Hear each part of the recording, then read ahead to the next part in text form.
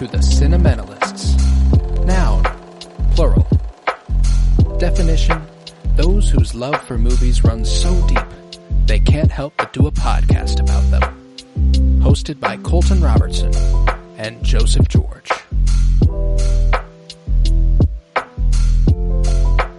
Hello everybody, and welcome in to the Cinementalists for the finale of our top 100 favorite actors of all time. This is the top 10. And I am so very excited. I am Colton Robertson. I'm joined by Joseph George. What's up, homie? Oh, what up, what up? Always a pleasure to be here. Oh, and it is always a pleasure to have you. We're here. This is what it's all been building to. And of course, I imagine there will be plenty of people who are tuning in for the first time. I'm not going to lie to you. I do a lot of programming because I want to do programming, but it's rarely programming that I would want to listen to. So I completely get why you didn't listen to the first 90 spots. I would also skip to the top 10. It's like, who cares, you know? But I will say, there's tons of great names in the catalog of these episodes. We celebrated a lot of really talented people. We've had a wonderful time talking about them, and I just think the more the merrier. So if you are tuning in for the first time, feel free to go ahead and just listen to the top 10, but just know you might be missing out a little bit on a great time with me and Joe, just riffing. You know, one of my favorite genres of just like hanging out with dudes mostly. If I'm hanging with dudes, best kind of night, naming guys. Let's just name guys. You know what I'm saying? Let's go back and forth with naming dudes. You know what I'm saying? It's like, you remember this guy? Fuck, yeah. Wait, but do you remember this guy? You know, that's one of my favorite kind of nights. So this has been a project that's basically been entirely that. Of course, not just naming dudes, naming dudettes as well. True. But it's been a lot of fun. The list is incredibly fluid. And for the final episode here, in the top 10, we've been kicking off every episode by dropping some names that's like, damn, it was hard to leave off. This week, I don't even expressly need names that were hard to leave off.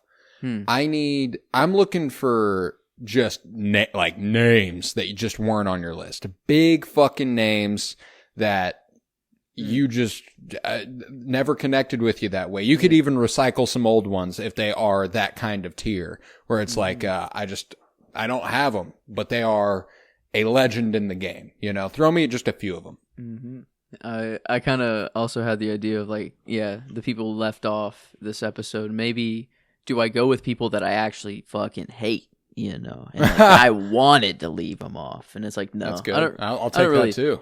I don't really think I don't really know if I truly hate anyone. I don't have that much animosity in my heart for many people, yeah, just on the basis of their acting. Now, there are a lot of actors who I do despise, and it has nothing to do with their acting, and mostly everything to do with the way that they act. You know, Dennis Quaid, Jon Voight, let's see, Gina Carano, basically anybody in that kind of genre of person, all the same kind of person, you know. But they would never be here in a million years. So, you know, one that actually came up in conversation last night as we were derailing even further over the top 10 and who potentially was overlapping. Jack Nicholson popped up into the conversation, and yeah, he wasn't on my list from the jump. And yeah, kind of one where I guess maybe I've heard maybe not the nicest actor to work with, you know, or maybe that's a Kubrick thing. I don't know, but a legend nonetheless. Yeah. So I think he's kind of like in that. I recognize his status. A lot of people love this dude. I don't know. Not that I'm not a fan of like his work, like The Departed and The Shining. Yeah, like I do like him in there. But I don't know. I just don't get attached to any of his roles really. It's more the movies that he's in. But that's not a good thing to play with. No. Dude's the little dumbass is just going up to an outlet going, no, not food. Stop that. Like, dude, come on now. Been living here for a while. I think you don't go in that corner, regardless. No, yeah, I don't have Jack Nicholson either. I respect the craft. Really, really talented actor. There's a lot of guys like that here, for me. Mm-hmm. I've got a few that you did have, that I don't have, that I was kind of saving for here, and that includes Tom Hanks. I don't have Tom Hanks. I don't have Brad Pitt. There's some other like legends. John Wayne. Don't have John Wayne. Cary Grant. I don't have Cary Grant. A few others that kind of just hurt and are big enough that I feel like, Scorsese collaborators, and they were in so much stuff. Joe Pesci, Harvey Keitel, they've spun the block, and they've been in a lot of stuff, and they've done great. Best supporting actor winner from a couple years ago, Ki Kwan. Sadly, don't have him. Would have liked to, but didn't make the cut for me.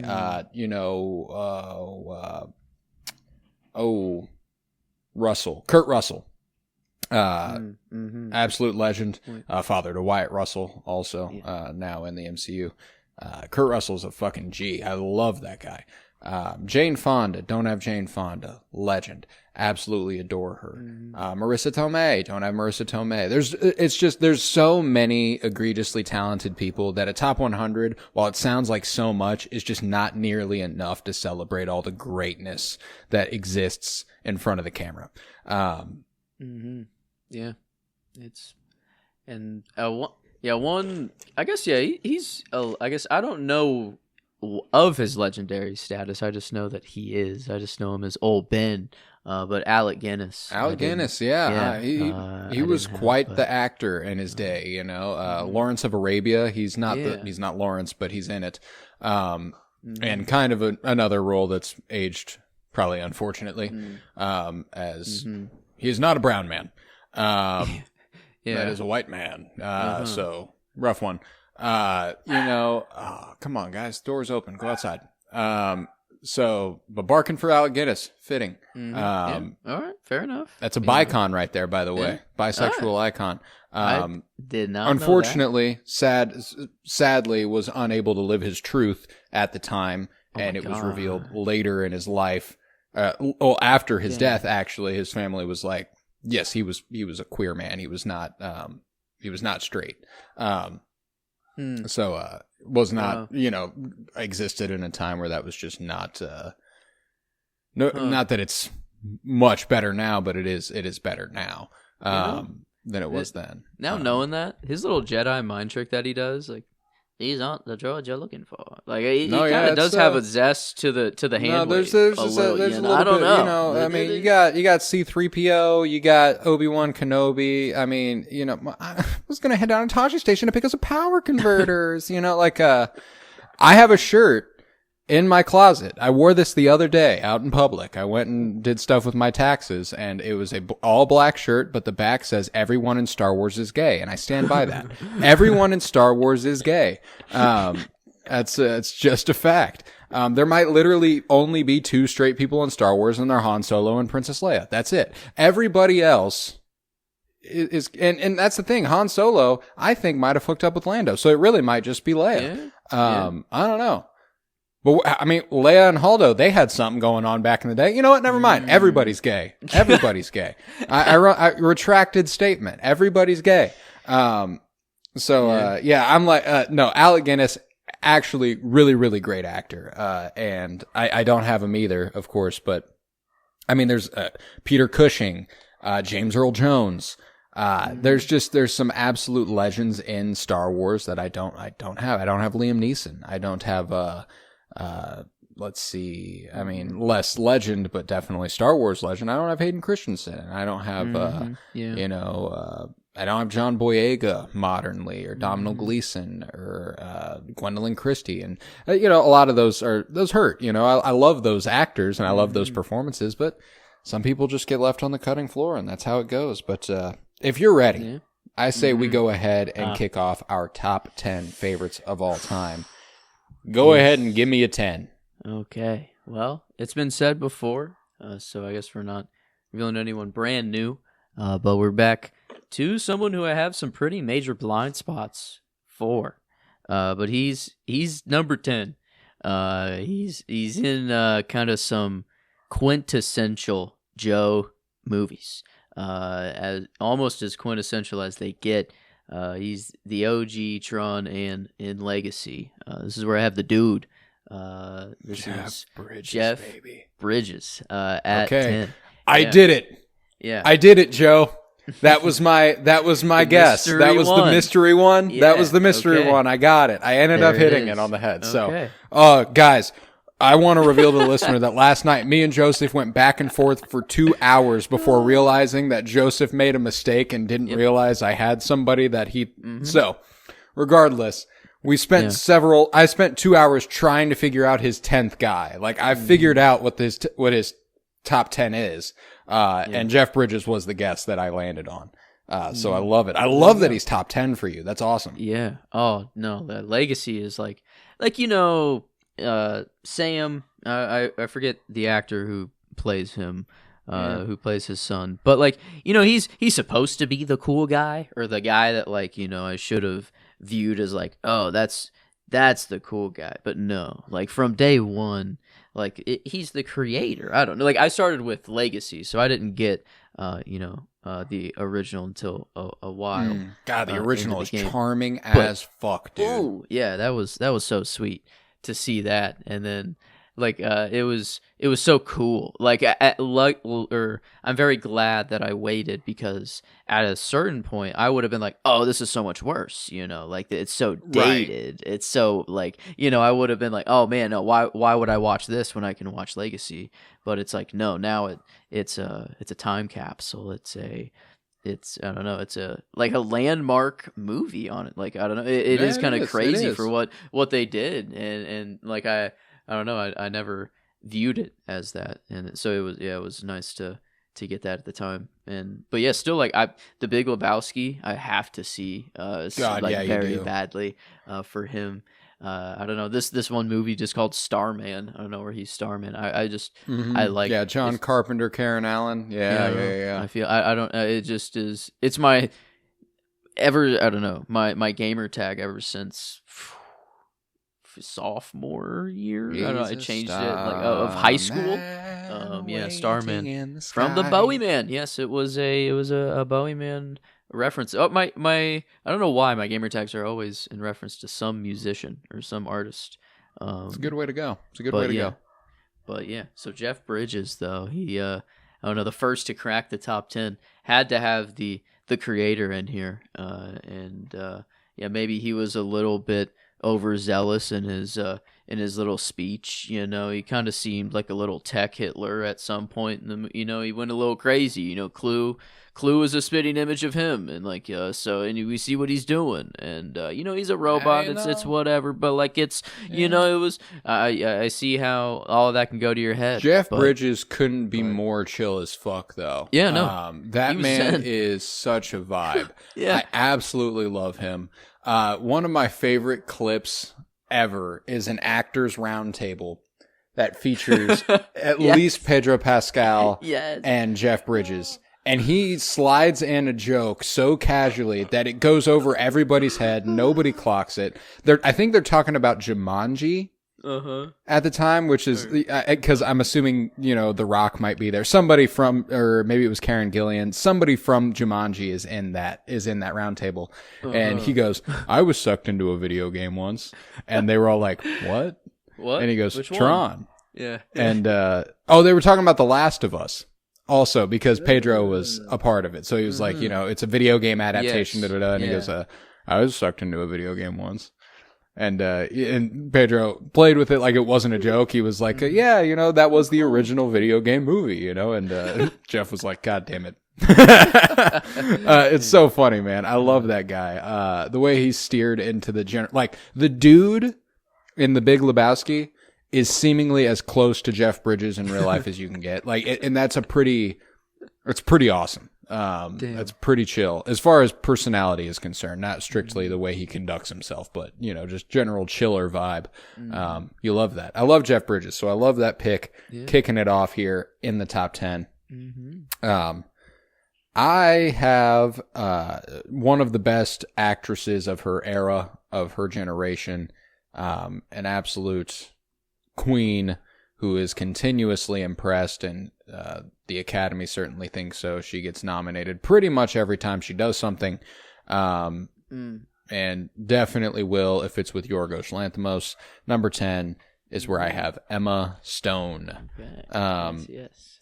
I love Emma Stone, and I've loved her forever also. Like, for at least 16 years, you know. I think back to some of the movies that came out in my early, 10 to 12, that age.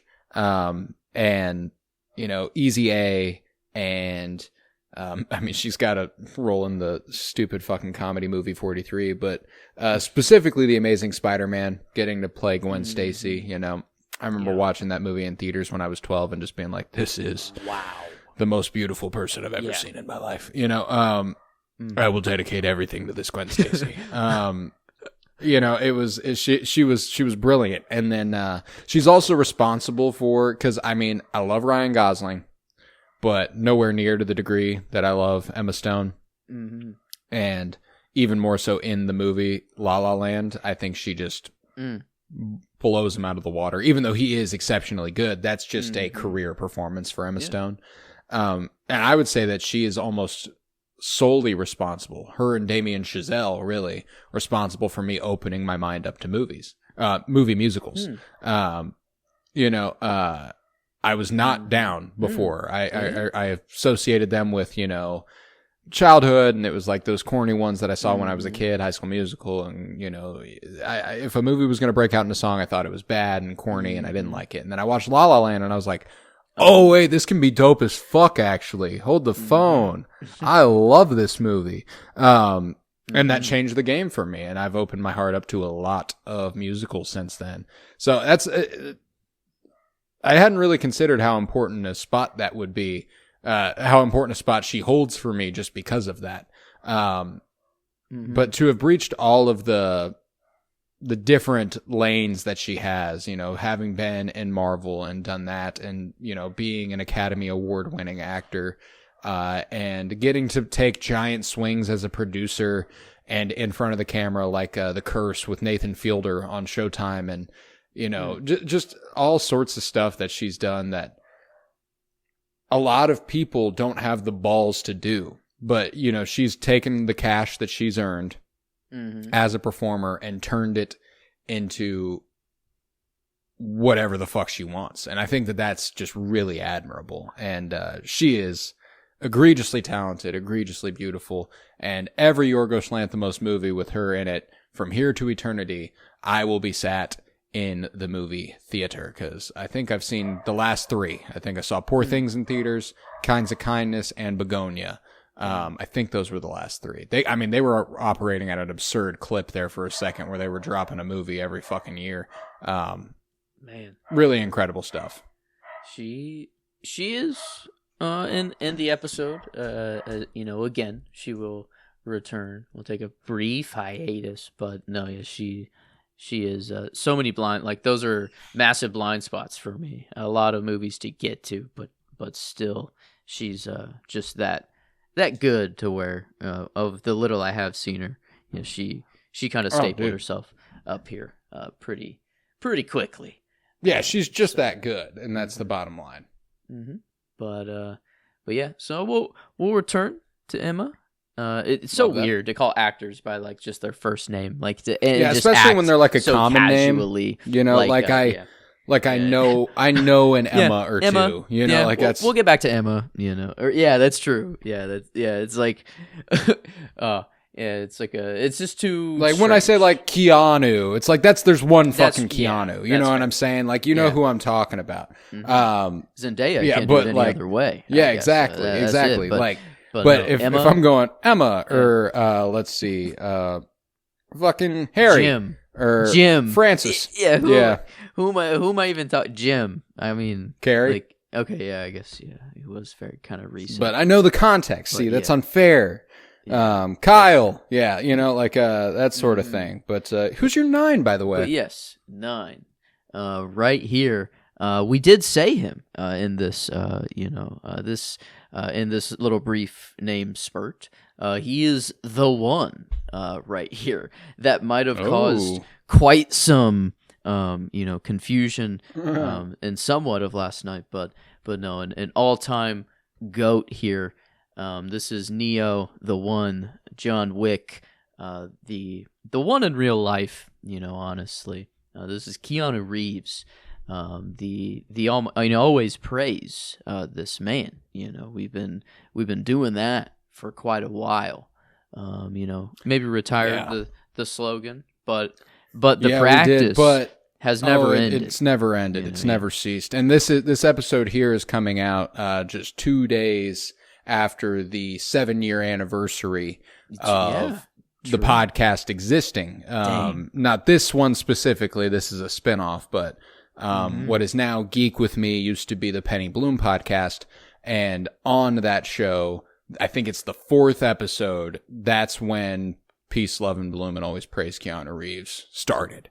4th episode. Super early. We've done almost, in the totality of all the shows, we've done I want to guess close to 900 episodes at this point, which is crazy.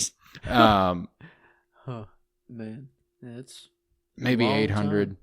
Man. I'd have to do the math, but it's a lot. So we've been, like I said, we've been doing this a long time, and for that to have been going on since the 4th episode, we've always praised Keanu Reeves. We've done our part. Yeah, and I'm looking at his upcoming movies right now. There's a Constantine 2 in pre-production right now. Development. Yeah, it's been in development for a couple years. I severely doubt it ever happens. But I mean, if it does, fuck yeah, I would love to see that. Sonic the Hedgehog 4 will happen, though. He will be Shadow. I haven't seen a single one of those, but I always forget he's Shadow in those. And then in the new Toy Story movie, he's Duke Kaboom. Yeah, That's Duke so Kaboom. good. Yeah, he was in Toy Story 4 also. Duke Kaboom. He's gonna kill it. That's Duke nice. Kaboom. Yeah, Keanu's the shit, man. I love everything about the guy.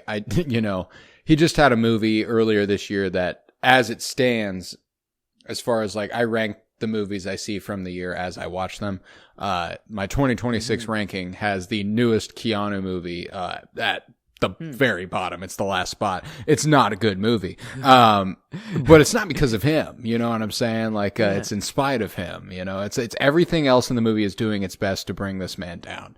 And they just can't do it. It's Keanu, baby. But it's called Outcome. Not worth your time. Okay. But no. Yeah, I love him regardless, man. He's an awesome actor. Yeah, and and he's to the point. He's reached a level of fame where he's like a bean. He's he's been memed. I think that's why he has a very large internet presence, and when Cyberpunk, I guess he was the main character in that game that came out, and who's ready to blow the shit up, or I don't know. There was some line in a trailer that just got memed out of oblivion, and then it just kind of went crazy from there. Not that's not definitely where he gained his stardom or fame, but he leaped into this, I don't know, Chuck Norris / Christopher Lee territory. Yeah. There's definitely a legend about Keanu at this point now. And it did start at about the time whenever we started the podcast. It was about 7 years ago. It was kind of this resurgence of Keanu Reeves. It's not like he went anywhere, but he hadn't done a lot of consistent work for about 10 years. He'd popped in, he'd popped out, he'd done a couple things here and there.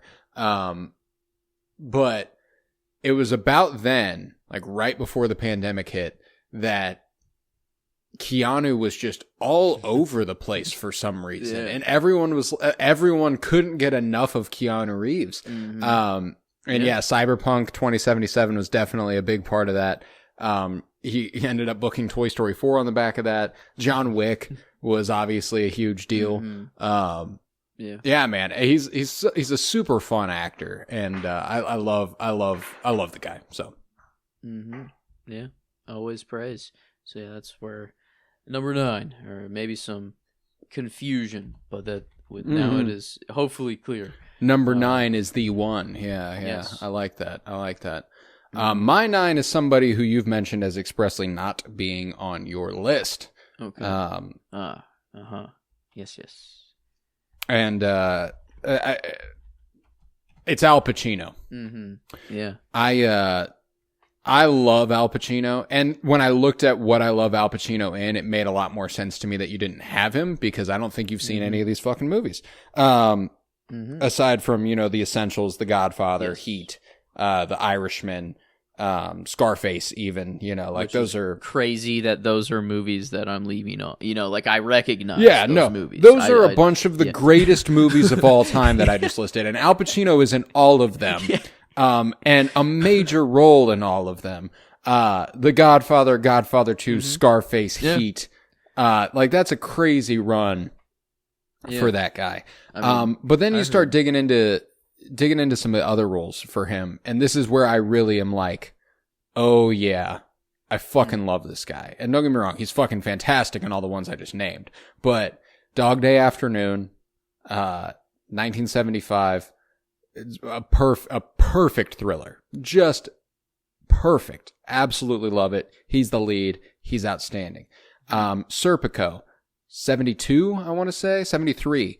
Another perfect thriller. We've watched Insider here on the podcast. Perfect stuff. Let's see. I'm trying to think of another one that have we covered. That's Al Pacino. Yeah, Serpico. Wow, he's a different vibe in that. Yeah, wow. Hot. It's the hottest Al Pacino's ever been, I think, in Serpico. That's wild. Yeah. Let's see. Cruising. Glengarry Glen Ross. The Devil's Advocate. A Keanu collaboration. It was Keanu and Al Pacino in the leading roles. So that's a fun, another 9 to 9 connection there. But yeah, man, it's just, he's magnetic. I don't know what the fuck it is, but every time I'm going to fucking love watching him in Heat go, because she's got a great ass, that's, and you got your head all the way up it, he's fucking gold. Solidarity. Yeah, I know. I don't know how long Solidarity was running through my brain for a while. Yeah, I mean, we abused that. Every single time I'm watching a movie, and I watch a lot of movies, I think about a line of his in Once Upon a Time in Hollywood. He doesn't have a big role in Once Upon a Time in Hollywood. He pops in for 1 or 2 scenes, but he's a movie producer, and he talks to Leonardo DiCaprio's character about a movie he did a long time ago. And he goes, I went to my screening room and I poured myself a cognac and I watched, I can't even remember what it was called, but this movie. What a picture. And he just says, what a picture. And it's fucking gold, dude. And it's just the way he delivered. I sat back. I poured myself a cognac, and it's just like all the stuff. Like, it's just, of course, I don't know. Like, that is how you would watch movies, isn't it? Like, I love the vibe. I love Pacino. I've never gotten tired of him, and I could watch him in anything forever. Even Jack and Jill, in his Dunkachino. I do feel bad. Love me some Al. I feel bad, and I just don't know why or what it is. It's just like and De Niro snuck his way in, but all right, like very, very low for his prowess and stat. Like it's crazy, and I don't know what it really is, but it is this strange, like, they are bigger than I don't know. I've only known them as the greatest of all time, and like it's hard. Right. It is just they've been at it so fucking long, dude. Like these dudes have been acting for almost 60 years. That's damn. That's crazy. That's insane. And Al Pacino not nearly or not quite as long as De Niro. De Niro did a lot of I hadn't realized this until recently. He did a few movies with Brian De Palma, the guy who directed Scarface and plenty of other legendary films, but just to connect him to Al Pacino. In like the late 60s, De Niro did a couple movies with Brian De Palma. like before he ever worked with Scorsese. De Palma actually connected Scorsese and De Niro, which is super fascinating to me. I never would have guessed that. But regardless, they've just been at it for so long. Absolutely adore them. Adore Pacino. So got him here at 9. Okay. All right. Well, moving on to 8, it is someone you have already brought up. Let's see, a difference of, where are we? Yes.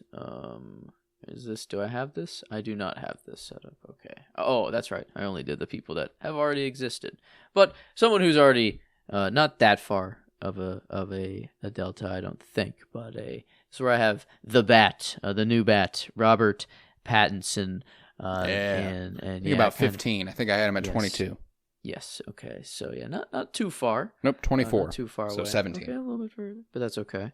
But no, the new Bat kind of launched him up. I do love him in Tenet. I do love him in Mickey 17. I love him and everywhere else that he's popped up. I do very much like it. I really want to see the Odyssey. What he's doing here is kind of the I don't know, antagonist, it seems, or I don't know. He's in the Odyssey? Yeah.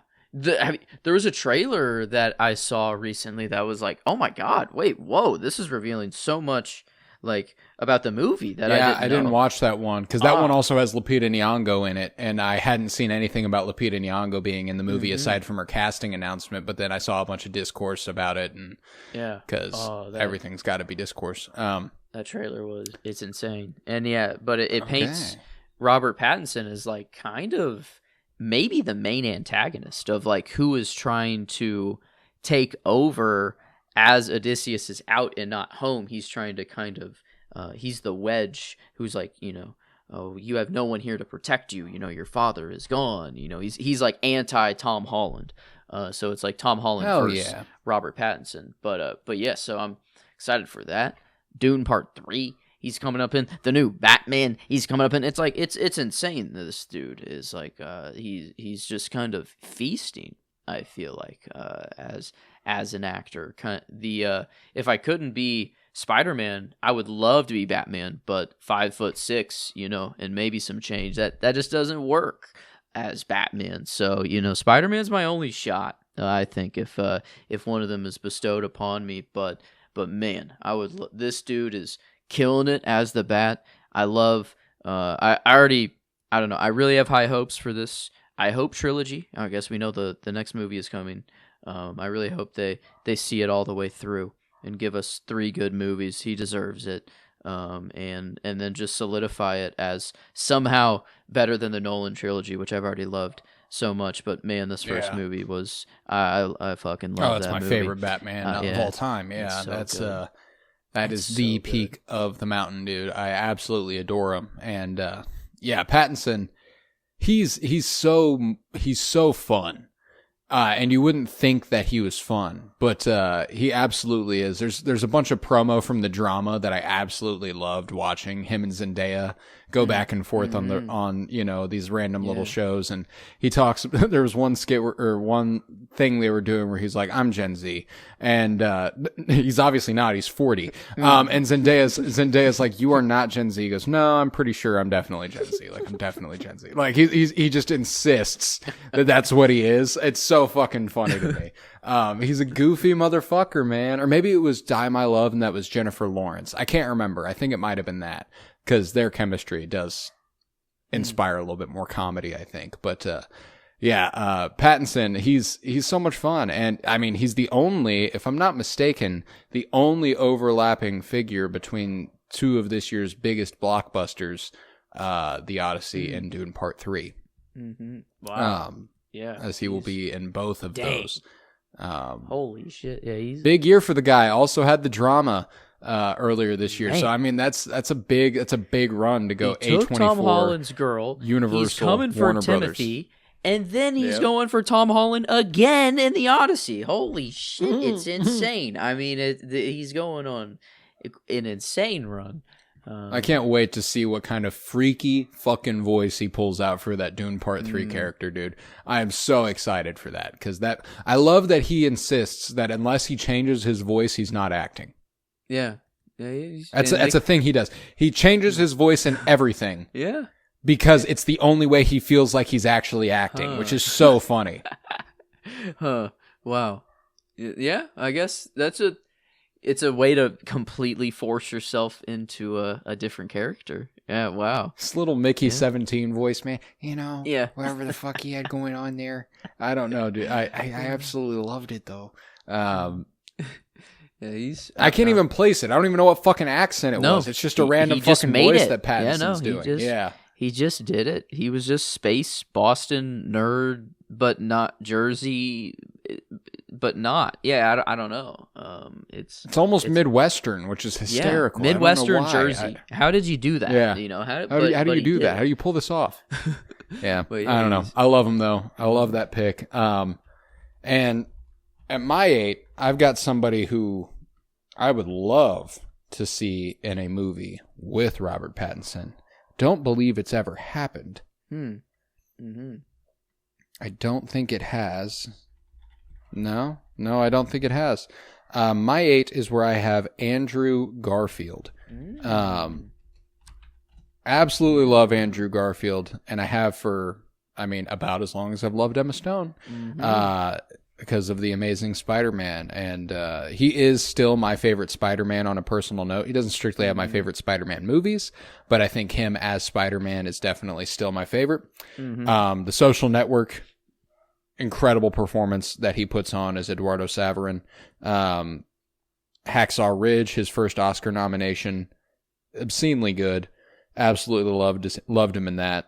Silence, Scorsese.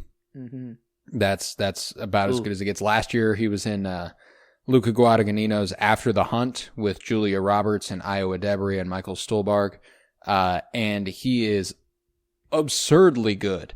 But the top of the mountain for him is Tick, Tick, Boom. Him belting all over that movie is so good. It's so moving. It's so beautiful. I love Tick, Tick, Boom, and he's a massive reason why. I remember the story of his agent booking him Tick, Tick, Boom, where, Lin-Manuel Miranda asked her if Andrew could sing, and she was like, yeah, of course he can. And then she called Andrew and was like, you've got to work on your singing, because you're going to be Jonathan Larson in a biopic, a musical biopic, so good luck. And he'd never done anything like that. This man was never he never thought of himself as a singer. He didn't do musicals. This isn't something he did. And then he goes and he's fantastic, gets Oscar nominated for a musical performance, in which he should have won the Oscar for. All due respect to Will Smith and King Richard. Should have been Andrew Garfield. No. King Richard is good, but it's not Tick, Tick, Boom. Come on. That's no. Okay, dang, that's sad to hear. But yeah, no, 3090 just came That was on the year that Will Shuffle Smith smacked Chris Rock, by the way. Fun fact. That was that year. That Oscars, he smacked Chris Rock at the beginning of the night and then won Best Actor at the end of it. Wow. And then they were like, you can't come back. Which is hilarious. Honestly, I'd rather him win. I'd rather him win. Get one on the way out. That's actually kind of badass. No, it's kind of dope. For the story. That's it. Yeah, it's a beat that. Absurd night. Absurd night. Again, discourse wise, Judd Apatow said that he could have killed him, which is so funny. Are you a fucking idiot? Are you dense? Yeah, so funny to me. But Andrew Garfield, I absolutely love the guy. And just the vulnerability he displays in press always really resonates with me, especially after the tragic reality of his mother passing away. That appearance he made on Sesame Street, have you ever seen that? No.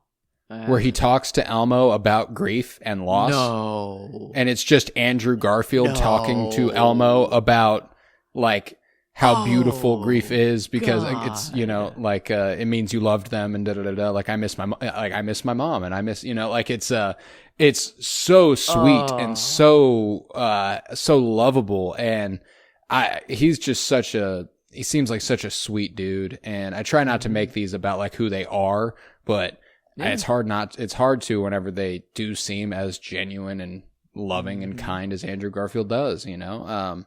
And it comes through in his performances. He's a really, really good dude. And that's why whenever he plays Shitbirds, and he doesn't often, but after The Hunt, he plays an absolute piece of shit. Ooh, interesting. And he's really, really good at it. It's fully believable. And you're like, oh, wow, I don't see you like that. This is weird. This is weird. We Live in Time, another great one, you know. I've always loved We Live in Time. And again, to go back to discourse, I love discourse around We Live in Time. Anytime anybody's like, she was right, he was right, they're both right. That's the fucking point of the movie, is that people are human and stuff happens, you know, like, things happen, you know? I love Andrew Garfield, man. I love him. I got him at 8. Mm-hmm. Well, I do have him as well. I did say I had the Spidey men, minus Tom Holland. But yeah, Andrew, he will come later. But in the meantime, I guess we'll return to his Gwen Stacy, Emma Stone. I do have her at 7. So beautiful. I guess a nice little transition, or not quite the connection, being one away. But yeah, Emma Stone. I guess Gwen Stacy was the actually big or easy A. I think was my earliest exposure to her. And I instantly fell in love. I don't remember really what that movie was about. You open up the dirty window. She sings, wait, is it Pocket Full of Sunshine that she sings in that movie? Huh. Yeah, I think it's Pocket Full of Sunshine. Or is it Unwritten? I can't remember. But one or the other, she does like a karaoke version of her getting ready in the bedroom, like singing into her hairbrush. I think it's Pocket Full of Sunshine, now that I'm thinking about it. I got a pocket full of sunshine. I got it all, and I know that it's all I don't know if I heard a single thing during, I was in a trance, I feel like. Trance. This is something. I don't, redheads, when I was young, MJ, Emma Stone, Kim Possible. It didn't matter if it was anime. It just I don't know what. It was just it boom. And maybe it was I don't know if it was it's what Pocket was Full of Sunshine, by the way. Okay, good. Okay, yeah. Glad I found it. I had to fact check myself. Good song, goated song. And I think actually on my workout playlist, strangely, and maybe the weirdest non-workout song that is on my workout playlist, but it gets the people going. It just kind of, I don't know, yeah, it does. But no, Emma Stone got me going from a young age, and then like seeing her as Gwen Stacy and Easy A, it was just childhood crushes. But then like I still haven't seen a lot of her recent work with Yorgos, but the what I have seen, Poor Things, and La La Land, like of course those two, kind of alone there is like, okay, yeah, no, La La Land alone, that's all I really need. That movie is kind of like you. I was like, oh, okay, musicals are what like actually maybe better. It all went according to my plan. Yes. Yeah, and then Tick Tick Boom did I got both of them in pretty short succession.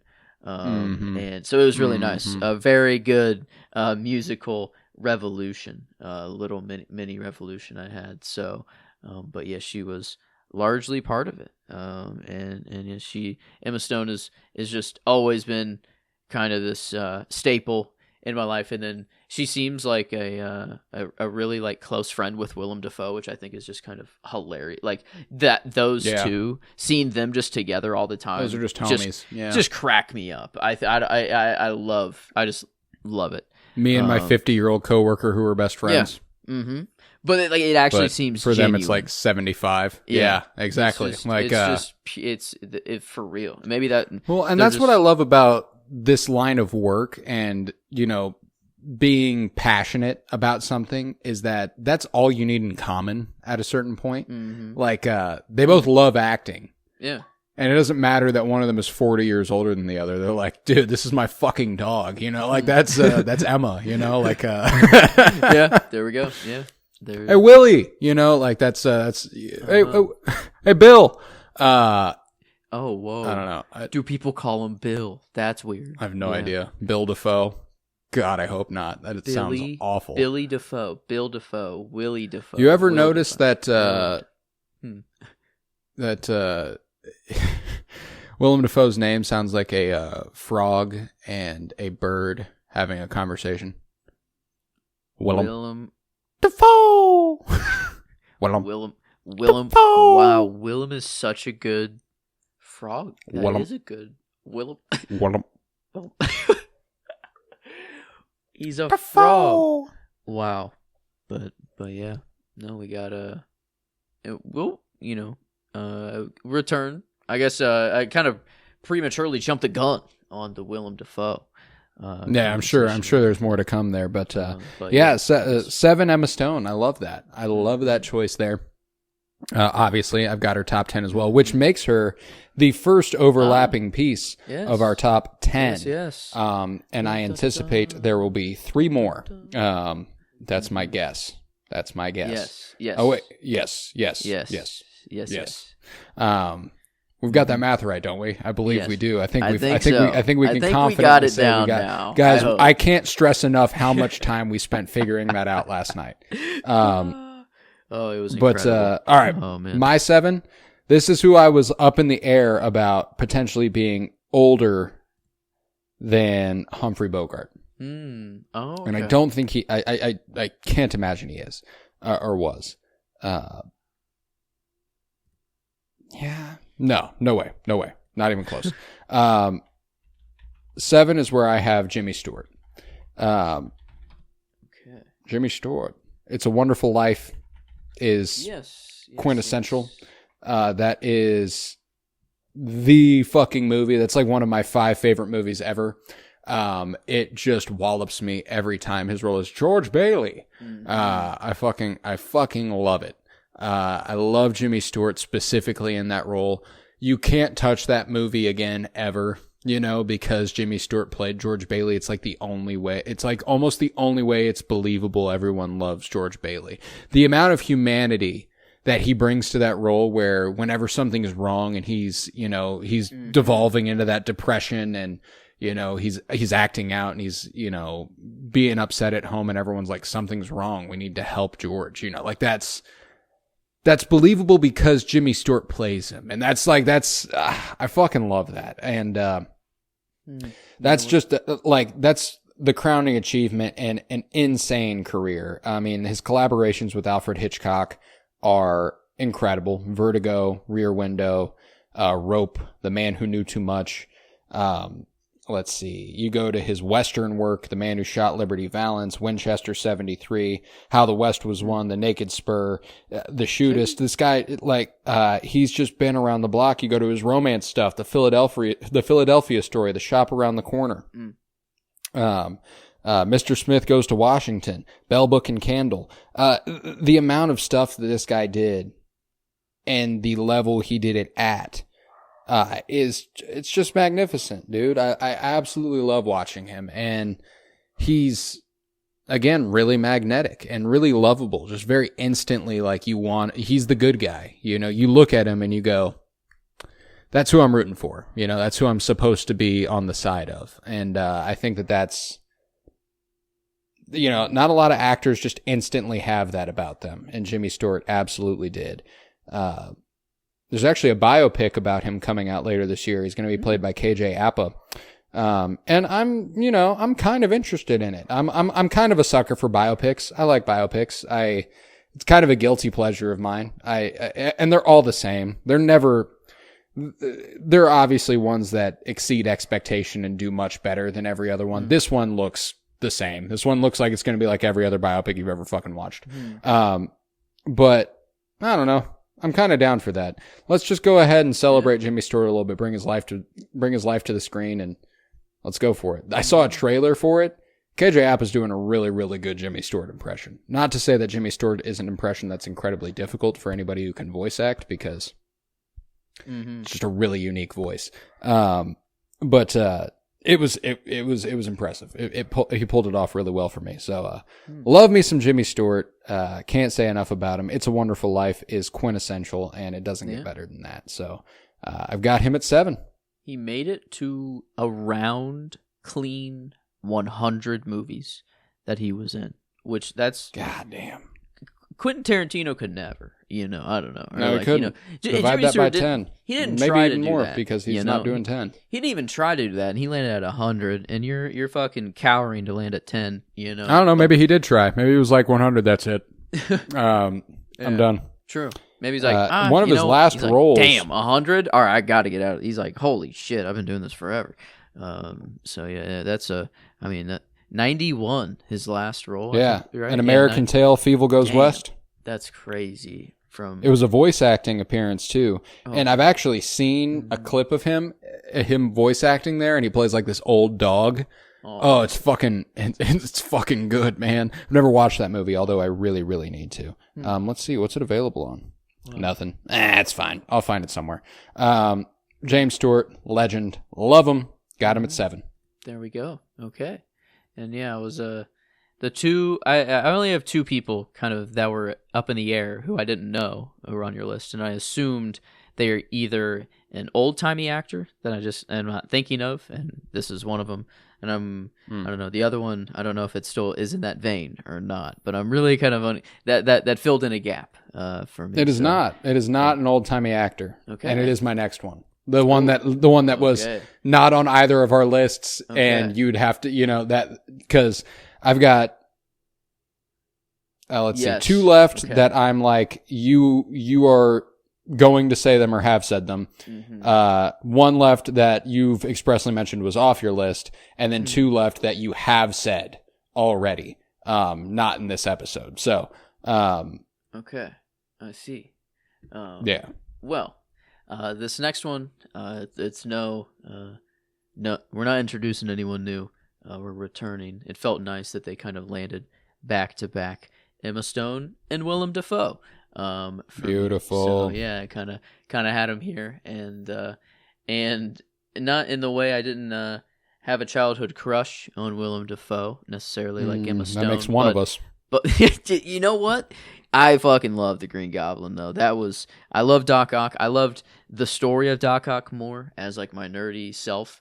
But I'm something of a freak myself. There's no denying the Green Goblin out of like that. Yeah, raw sexual magnetism. Oh my god, he actually gave me nightmares. When he talked into the mirror, and talked into his mask, and he, God, that's so good. And he scares himself, even like the performances actually, Oh, it's like, unbelievable! Really it's an incredible. It's probably the best villain performance of a Marvel movie ever. Yeah. And so like it, and whenever I'm young, I'm not thinking of it like that, but I'm absorbing it over and over and over again. Well, and that's why you can absorb it over and over and over, though. You know what I'm saying? Like, what I love about those Spider-Man movies is that they don't play down to their audience. Mm-hmm. You know what I'm saying? It knows that audiences are mature enough to understand it and love it at the time, and then it understands that kids will love it because it's Spider-Man, and then they'll age into loving it more. Like that's really really cool, and Willem Dafoe is a huge part of that. Yeah, he's just badass. And then I've been, and then apart from Spider-Man, like him in Life Aquatic or the West, West Lexicon is always nice to see him pop up there. And so I mean, he's just a legend in the game. It's like death. Yeah, and dude, I love him. Yeah, he Nosferatu as the crazy professor. God, good freak role. You love a freak role. He's I don't know. He would be. I want to hang out with Willem Dafoe. Like I think it would be ideal. I want to be in his presence. I want to glean knowledge. Ancestral, ancient knowledge oozes from him. I can just tell. Yes. I can see it. I can see it in his eyes. I feel like just being around him would make me smarter, or at least hornier, just like in some capacity. It's going to do something to me. I don't really know what it's going to do, but I'm in. I'm down for the ride. He's got like some secret, but not in a bad way. It's like it's a cool secret, you know. But you have to be in the club, or you have to be in the inner circle to really. Yeah, you know, like when Heath Ledger as Joker goes, "You want to know how I got these scars?" and it's like freaky and scary, you know. Willem Dafoe would ask the same question. You'd be like, "Yeah, how?" You know, like, yeah. Tell me more, Willem. Yeah, come on, Billy. You know, you want to know how I got these scars? You know, and he's just kind of like, you know, it's just, well. Fucking love that guy. Fucking love Willie. All right. Willem Dafoe. Yeah. Fuck yes. It's a great, great pull at 6. Just outside the top 5. Just outside the top 5. I know. But I've got somebody who has appeared in a movie with Willem Dafoe at number 6. I love when this happens. I don't know why. It's just really, really satisfying. At number 6, this person was also in The Life Aquatic. Whoa. That is a big cast. This is where I have Cate Blanchett. She was in The Life Aquatic? Yeah, man. She's the pregnant reporter who rolled with them, who Owen Wilson kind of has a love thing with. Okay. Yeah. I always forget she's in that fucking movie, man. Just because it's like you're Cate Blanchett. You were in The Life Aquatic, you know, like and not like the main fucking character. Like you're Cate Blanchett, you know, like that's how I feel about her. But I mean, yeah, she was, and she's a great part of it. I love her in it. One of those actors who's just popped into a West movie and popped out, never to be seen again. And that was during a stretch of movies where she wasn't exactly, I mean, she was popping in and out of a ton of interesting directors' work. Like she was in The Aviator, directed by Martin Scorsese, where she played another person on my list. She played Katharine Hepburn in that movie. And she is fucking golden as Katharine Hepburn. I believe she got Oscar nominated for that. Like it's so good. But my absolute 2 favorite movie roles of hers ever are the 2015 queer drama Carol, which was directed by Todd Haynes. It's like a semi-Christmas movie. It's like it's set at Christmas, so you can watch it at Christmas, but it is not happy because it is it's a movie set in the 1950s about forbidden gay women. So never going to be super happy. You know what I'm saying? But maybe the best performance of the decade so far, and this is tough for me to admit because boy, oh boy, did I love it when Michelle Yeoh won that Oscar. And I still do. But Cate Blanchett in Tar. Oh, buddy. That is, like, you think of, like, acting just in general, and you go, what's that supposed to look like? And what's the best version of it you can possibly imagine? Damn. It might be Cate Blanchett in Tar. Like, it's her role as Lydia Tarr, which it fits into a genre of movies that I fucking love, which is the biopic about fake people. Whenever a movie is about, it's like, it is a character study and it's about one person and their life and this period in their life. And, you know, like it is about them. Lydia Tarr, the movie kicks off in a way that I'm like, is this movie about a legendary musician that I've just never heard of? Like, she's a composer of classical music, so I was like, it wouldn't be that unreasonable for me to have not heard of her. They're like, she's an EGOT winner, and she's done this, and she's done this, and I'm like, should I know who the fuck Lydia Tarr is? And then I like looked it up, and they were like, Lydia Tarr's a fictional character, you fucking idiot. And I was like, oh, okay. Dude, it's outstanding. Brilliant movie. Cannot recommend it highly enough. And the reason it's brilliant is Cate Blanchett. The movie is actually directed by a guy who was in Eyes Wide Shut. He was the guy who got Tom Cruise through the door. The musician. Yeah, Todd Field. Fun fact, not really important, but I mean, of course, she's played a really wonderful Marvel villain, Thor Ragnarok. She was Hela. She's played Galadriel in the Lord of the Rings movies, and she is enchanting as such. let's see. She was in Guillermo del Toro's Pinocchio. She was one of the voices there as Spazzatura, which is great little role. But yeah, I mean, she's just had such an illustrious career. She's played Bob Dylan, for Christ's sake.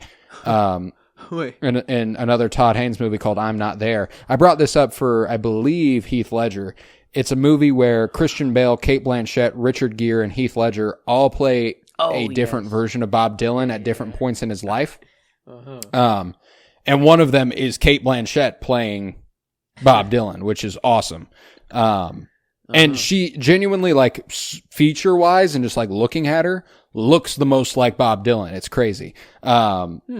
But yeah, legendary actress. Black Bag just a couple years ago with Michael Fassbender. Dude, you'd love Black Bag. Really good movie. Make sure you watch it with subtitles. Indiana Jones and the Kingdom of the Crystal Skull. How could I forget? She plays an indie villain. Yeah, dude, she's golden. I love Cate Blanchett. I'll never get tired of her. And I've got her just outside my top 5. Oh, shit. All right. Well, I guess it is time to crack. It is time for the top 5, baby!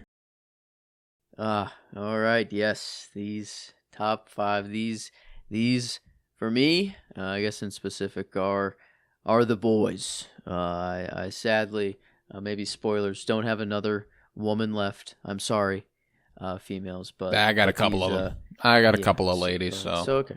There we go. We're good, but yeah, these are just, man. If I could sit down in a circle with these 5 people, oh man, oh yeah, I don't know, that'd be insane. A bucket list, for all of just to meet all of each one of them is a bucket list item. But no shit. But yes, I guess to crack the top 5, first will come Harrison Ford. Yes. One I figured we would have in common. I knew, I feel like there is much more love to be had on the other side of the microphone, but I had to. I don't know. This one was very fast. Of the Star you Wars start actors, thinking about your favorite actors of all time, and it takes literally 1 to 3 names to arrive at Harrison Ford. For me, it did. Yeah.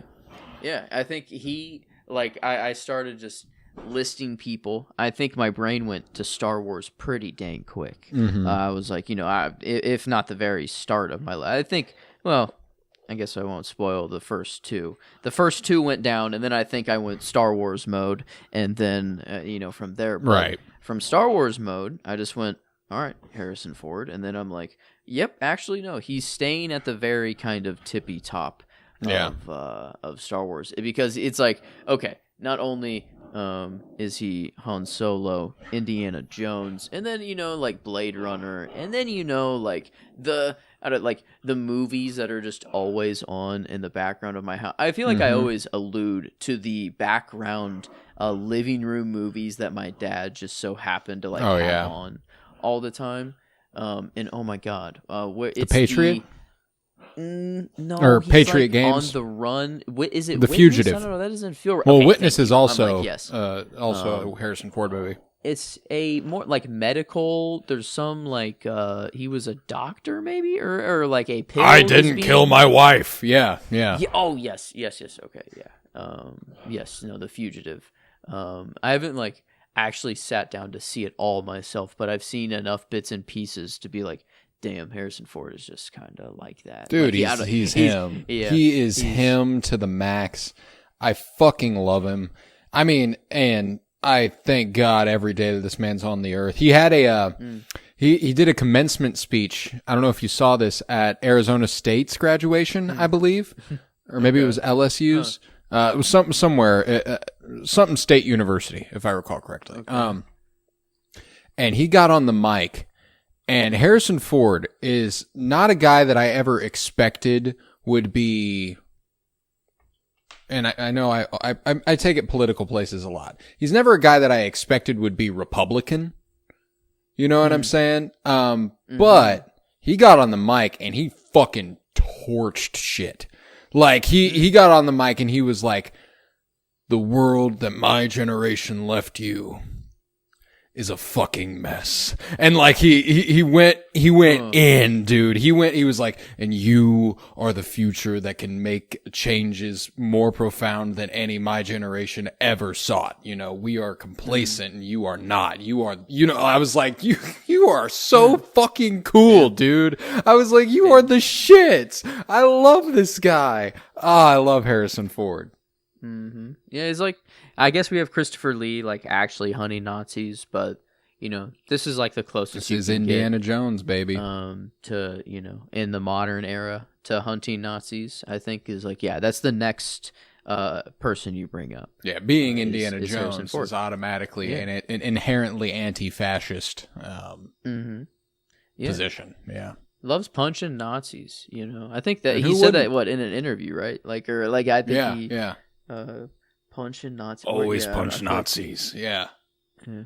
God, and specifically the way that he's opened up and been very vulnerable just about acting and his position in culture over the last couple years specifically. And it's been something that's been really, really cool to observe in a lot of our older directors and actors, you know, Marty, when it comes to talking about Killers of the Flower Moon and Irishman, and Harrison Ford, whenever he got done playing Indiana Jones officially, it was the last time, and he celebrated it. And, you know, he's even kind of looked back at Han Solo and been kind of, you know, like, yeah, I've been tough on that in the past, you know, like he's even coming around on that. And I fucking love that he's in a position where, similarly to Meryl Streep, I mentioned her at the very beginning of the last episode, we're lauding him with praise and flowers that he deserves so much, and he's around to receive them, and I love that. And again, not a lot of people get that treatment, and he absolutely deserves it. So I love you giving Harrison Ford the 5 spot here, and that was statistically the last chance we had at having an overlap on the same spot, and we do not. Dang. Okay. Yeah. Oh, wow.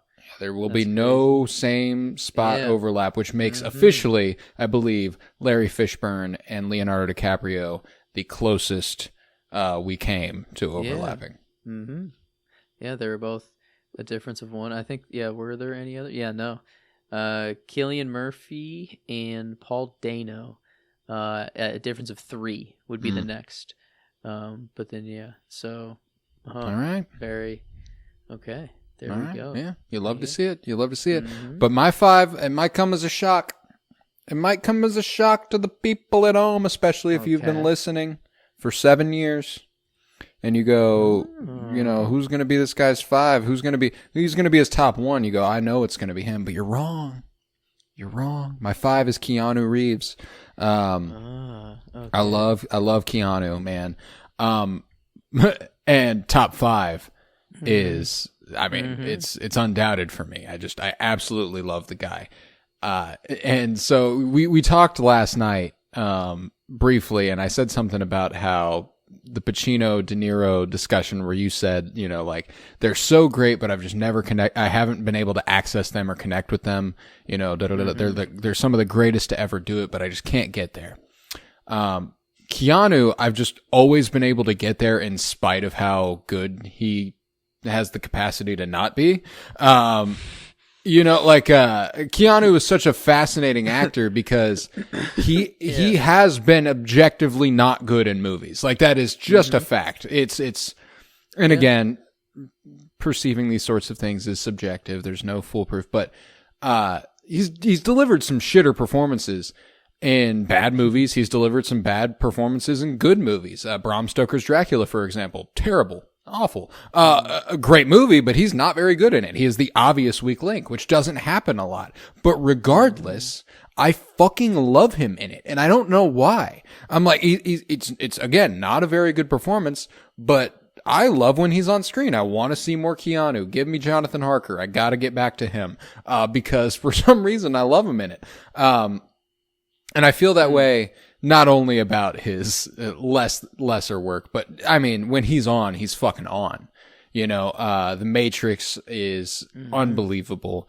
And his performance as Neo is wonderful. John Wick, I think it would be so easy to get tired of those movies, and I just don't.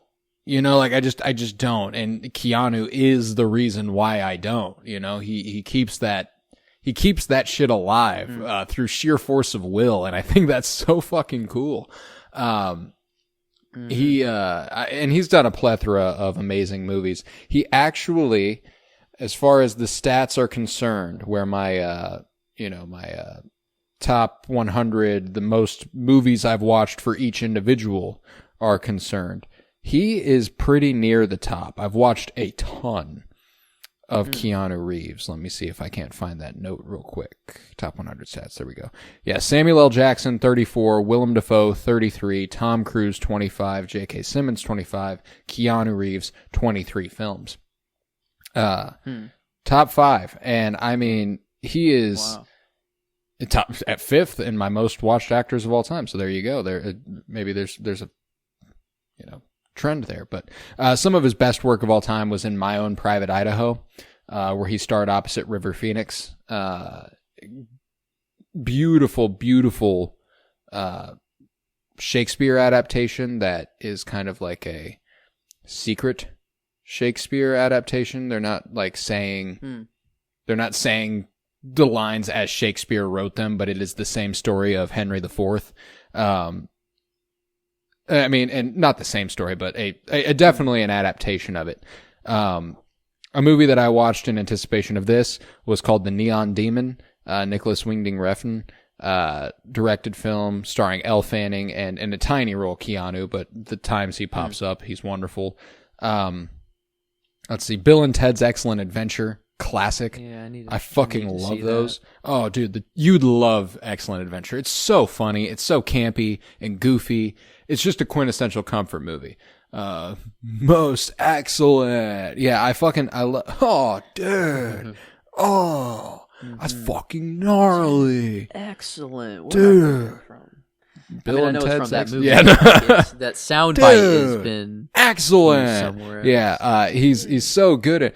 Strange things are afoot at the Circle K. Yeah, it's so good. Speed, ridiculous movie. He's awesome in it. Constantine, ridiculous movie. He's awesome in it. Maybe the most underrated Keanu Reeves performance of all time is in a movie where he gets to play himself.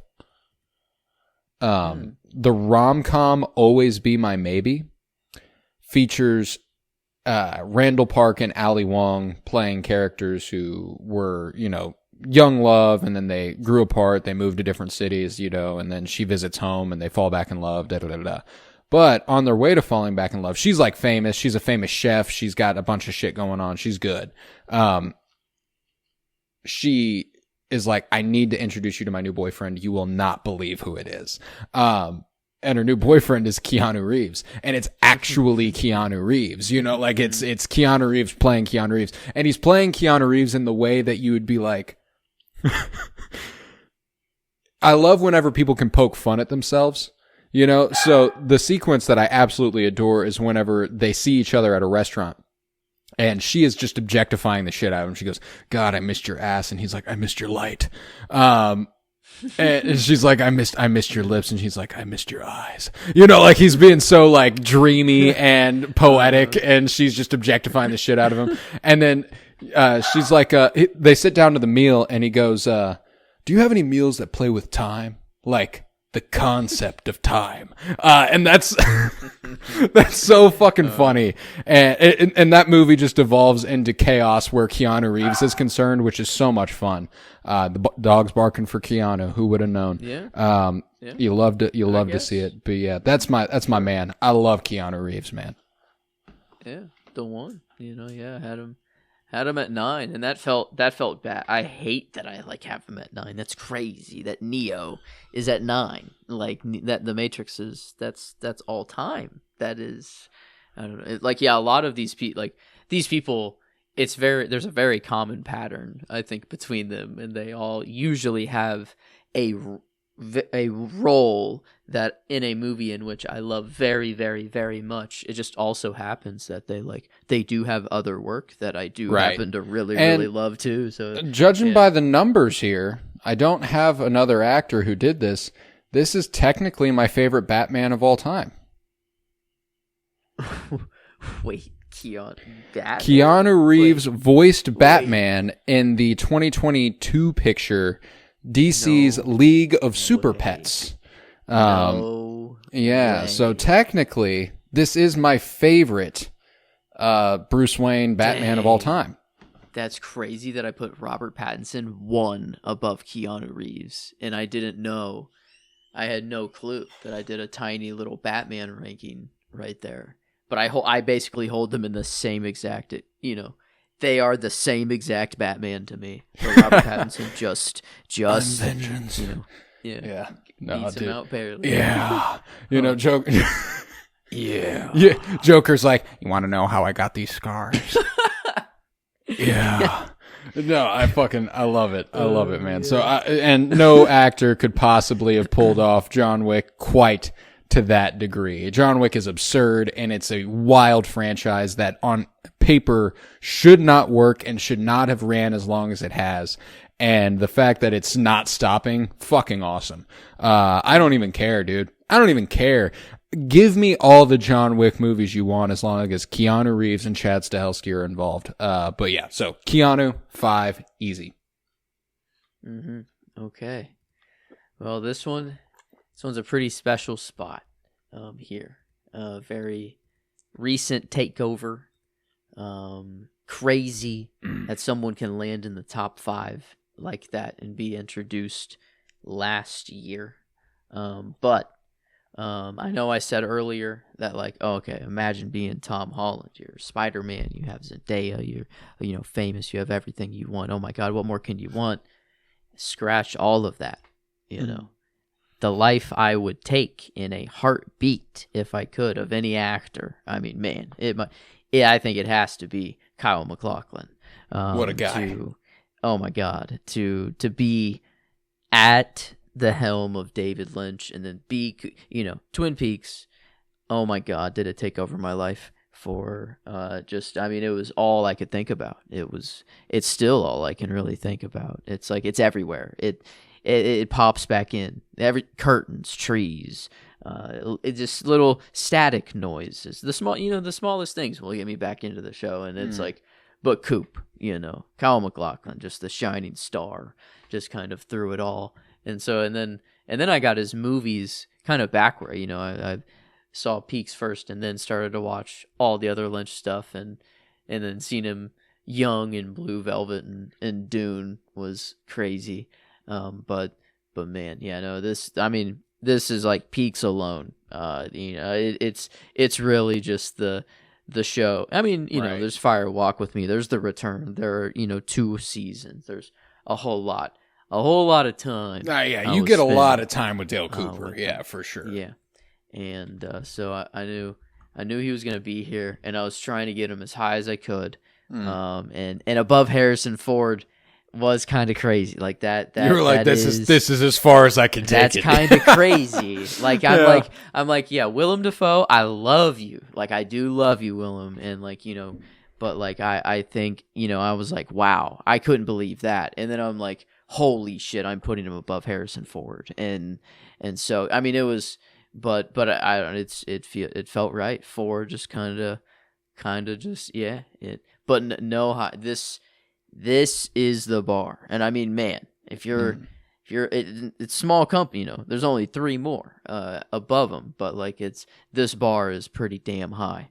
For these people, this is like my holy trinity of actors up here. So yeah, but this, I really, he's kind of like a 0 spot, almost like a Matthew Lillard at this point. He's like, he might be the kind of Matthew Lillard part 2, but kind of just, I don't know, not to say in real life, because that demeans Shaggy.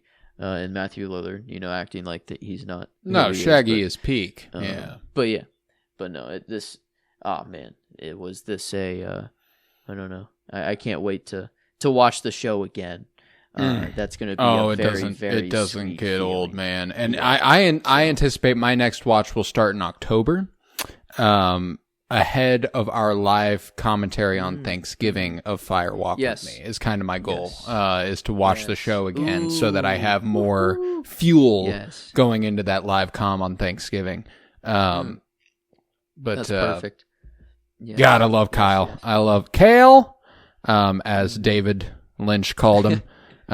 Kale, really? Yep, Kale. It was just his. It was his name for him. Like, Wow. Dude, some of the messages that Kyle MacLachlan would post in the wake of David's passing, and the year anniversary that passed, 6 months ago. Damn. Where Kyle MacLachlan, he talked about how it was an honor being quote unquote his Kale, which is just so fucking sweet, dude. Like, to have a career where you are functionally the self-insert of one of the greatest directors to ever live for so long, is really, really cool. And it's a really, really special position to assume.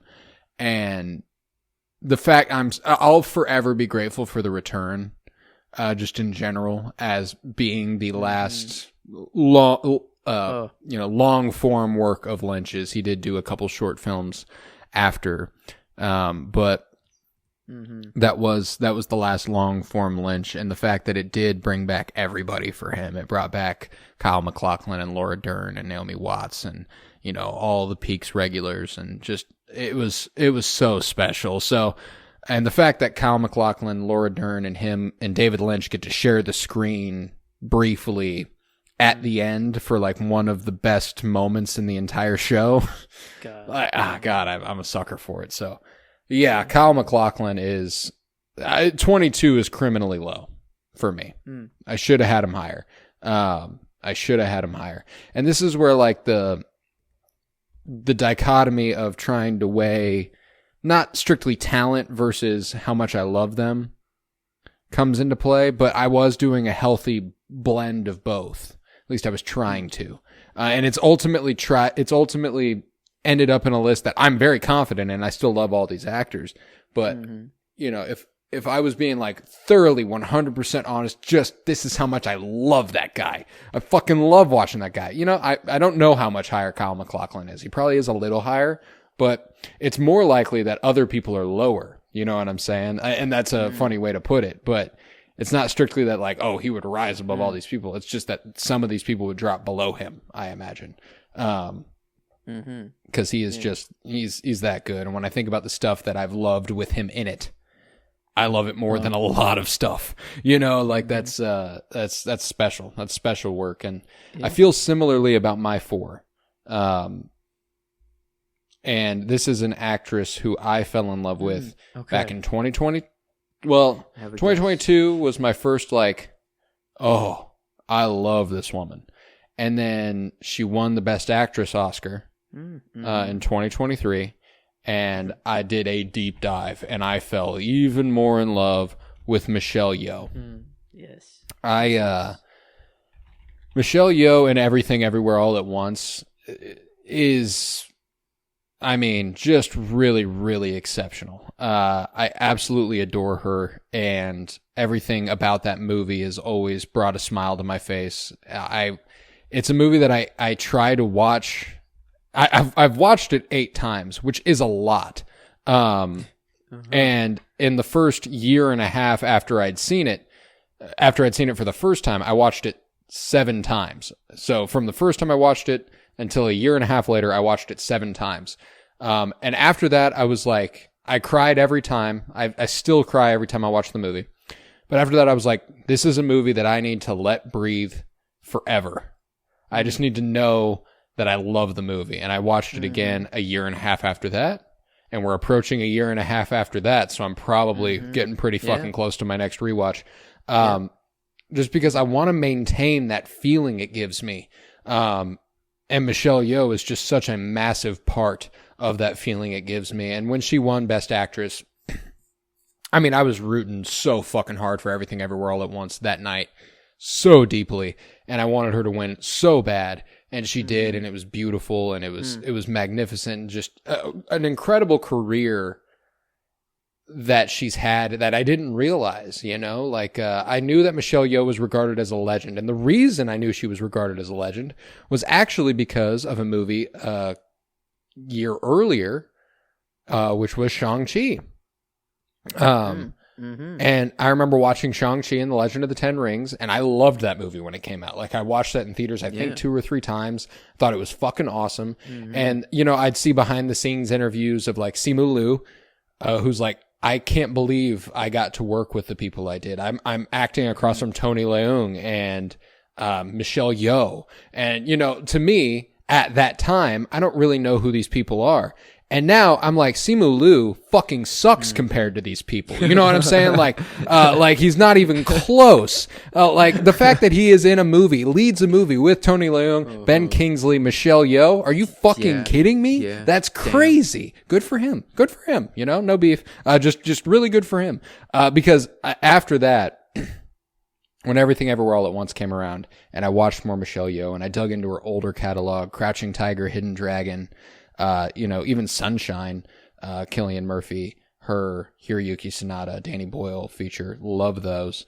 But it was more the Hong Kong stuff when I dug back into her younger days, and I hit stuff like Yes Madam back from the 80s, 85, like you're talking a baby Michelle Yeoh, Royal Warriors, Magnificent Warriors. Magnificent Warriors might be, it's like indie. It's a little Indiana Jones-esque, and that makes it so much fun. Super good movie. You would love Magnificent Warriors. There's a duology of superhero films that she was in 1993 called The Heroic Trio and Executioners, directed by Johnny To. Oh my God, those movies fucking rip. Specifically Executioners. Holy shit, that movie rocks. I absolutely love it. So, and she's done a bunch of other stuff, you know, she's done a ton of voice work. She was the Crazy Rich Asian mother in Crazy Rich Asians, which is a really exceptional rom-com as well, directed by John Chu, who would go on to recycle her casting in the Wicked movies, where she plays Madame Morrible. And for me personally, probably the one time that I've ever felt bad about the way I felt about Michelle Yeoh in a movie. Just a little miscast, which is unfortunate. I mean, she's got a microscopic role in Guardians of the Galaxy 2. She's one of the Ravager factions. She's in one of the Ravager factions. Like, she's the leader of one of them, that like come to the funeral for Yondu and everything. She's a part of that. Yeah, so a couple roles in the MCU. That's interesting. I never thought about that. Yeah, she's just an illustrious career, a ridiculously talented woman, a martial arts icon, an incredible dancer. That's how she transferred into martial arts movies, is because she could dance. And they were like, do you want to try this? And she's like, fuck yeah, I guess. Just unbelievable actor. And I'm so glad she's had as successful a career as she has had, and that Everything Everywhere All at Once happened at all. So, Michelle Yeoh, number 4. That's the love of my life. Forever will be. Yeah. Okay. There we are.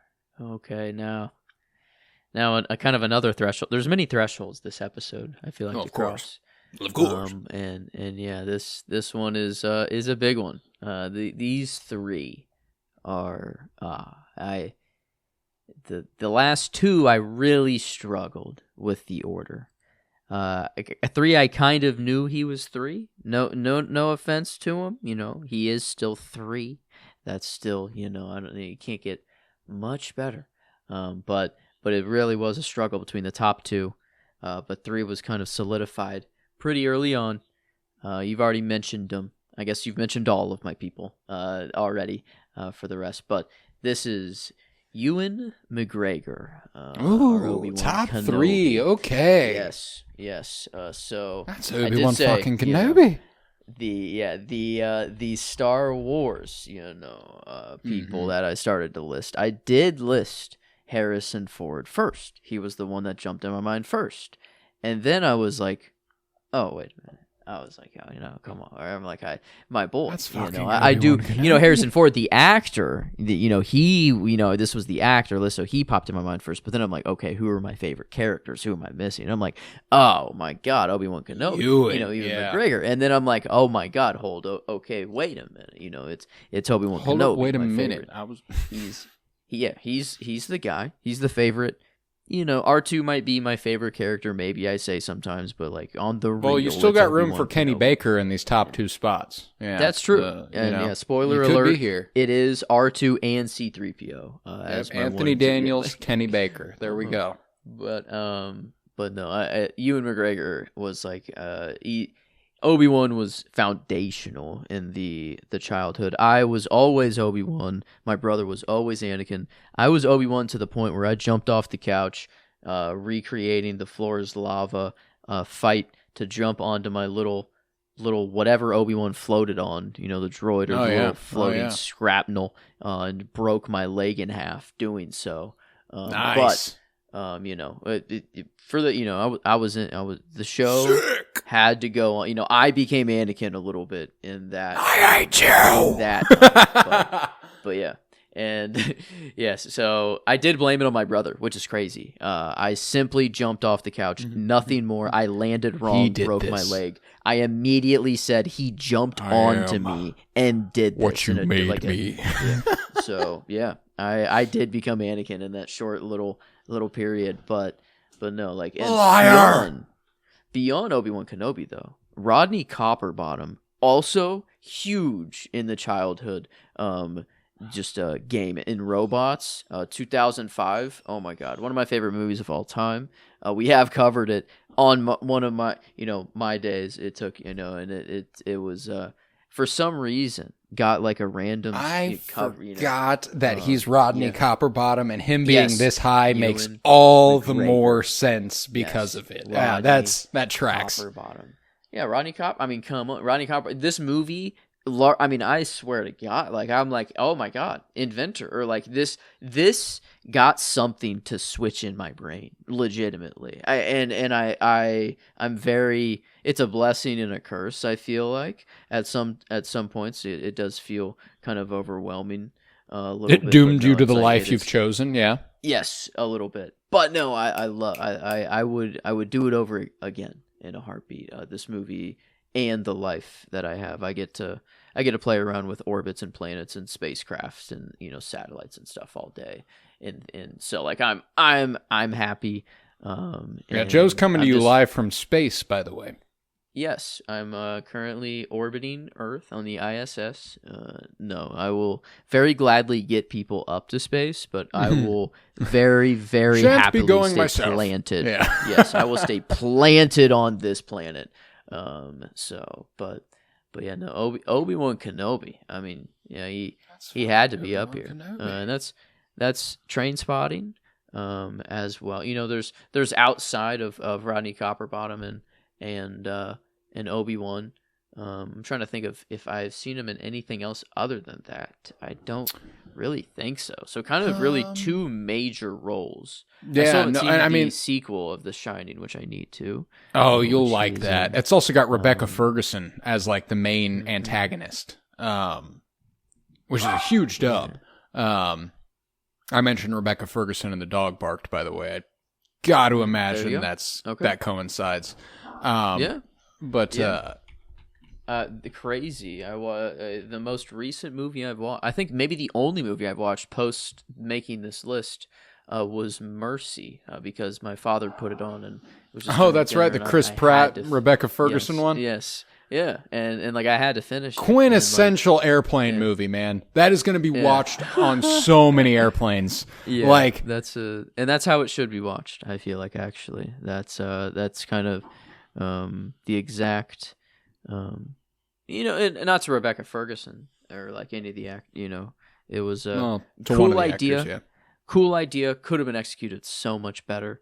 But Rebecca Ferguson was she literally like kind of ordered Chris Pratt to like sit down like a dog at one point in the movie, and kind of was like, all right, yep, good boy, and like just like, all right, continue on, and it was like, oh, like it felt, Rebecca Ferguson. Let me it felt just pull right. my It just pants down. kind of No, I'm felt just right. So yeah, the dogs know. Yeah, there was Holy shit, the zoomies are so fucking real right now. This dog is running. Rebecca oh my Ferguson, god. AI judge executioner. Yeah, another weird maybe executioner poll. She was literally judge, jury, executioner. Sick. In Mercy. But yeah. If she was like, die, I'd be like, okay. I mean, you got, I think it's like, what, a day? You get a day to prove you're innocent. 24 you're hours. To prove innocence. Incredible premise. Incredible premise. Honestly. And yeah. the problem is that you're like, you know who we should have let lead this movie with an incredible premise? God, I know. It's he's becoming the Jared Leto. I swear he's gonna but he's better. He's better than Jared Leto. I'd rather have Chris Pratt. He's more likable than Jared Leto. Mm-hmm. And where I will give Jared Leto credit is he's almost certainly a better actor. You know what I'm saying? Like as a performer, he's probably better at it than Chris Pratt is. That's crazy. But Chris Pratt, unfortunately, has this likable to the masses, likable everyman thing that resonates with people. For why? I don't know. But yeah, he's I mean, I like Star-Lord. Yeah. I like Star-Lord, like I that's where I get it the most. And I liked him in Parks and Rec. Yeah, true. But I've never watched a Chris Pratt movie and was like, he's why I liked this movie. You know what I'm saying? Yeah. Yeah, no, it was Rebecca Ferguson that I was paying attention to in Mercy the whole time. So, yeah, no, it was that's why you picked Ewan McGregor. It was pretty strong. Yeah, but number 2, Chris Pratt, by the way. No, yeah, it's not gonna happen. Yeah, laughable. But I knew for a fact you were kidding. Like there was not even a moment's hesitation in my heart that believed you could have Chris Pratt top 2. No, there's 2 people. And no hate if you love Chris Pratt. That's fine. True. That's cool. I actually have a coworker, bless her heart. She asked me recently about the podcast, like, cause she found out I have a podcast and was like, what is it? Can I listen to it? I was like, I don't know. You're 17. Okay, yeah. And I'm my work self here. I think you'll have a different view of me if you listen to it. Because I'm like, but she was like, her favorite actor is undoubtedly Chris Pratt, and that's a teenage girl, who loves Marvel movies, and that's her world movie wise, which makes sense. That's Mario. That's where that is Mario. That is where that choice makes sense to me. As a grown up, if your favorite actor is Chris Pratt, you haven't grown up. You know what I'm saying? Like that's kind of where I'm at. No hate. No hate. Oh, and you know why I can say that? Because no grown up has Chris Pratt as their favorite actor. And if they do, I'll gladly eat my words. Come at me. Watch him win Best Actor next year at the awards for Mercy. And he shuts all of us up and he takes the stage. Oh my God, he would. No, the day he went, has he even been nominated? No. 18 wins at the science fiction. Some sort of Saturn Awards, maybe. Yeah. Mm-hmm. Yes. Kansas City, not recognizing him, I guess. That's right. Casey 10 toes down. Nothing. Absolutely nothing. But okay. What? But yeah, Ewan McGregor. That's a great choice to kick off the top 3. McGregor.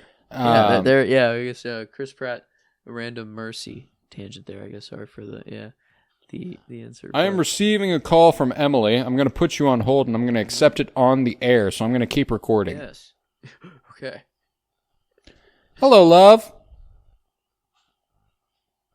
I am. How are you?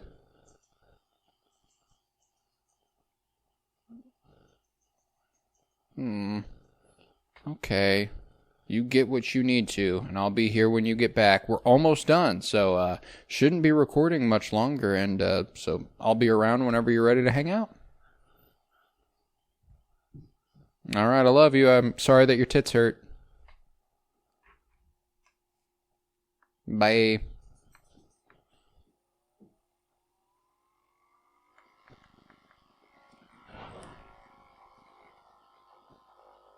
All right, how the fuck did...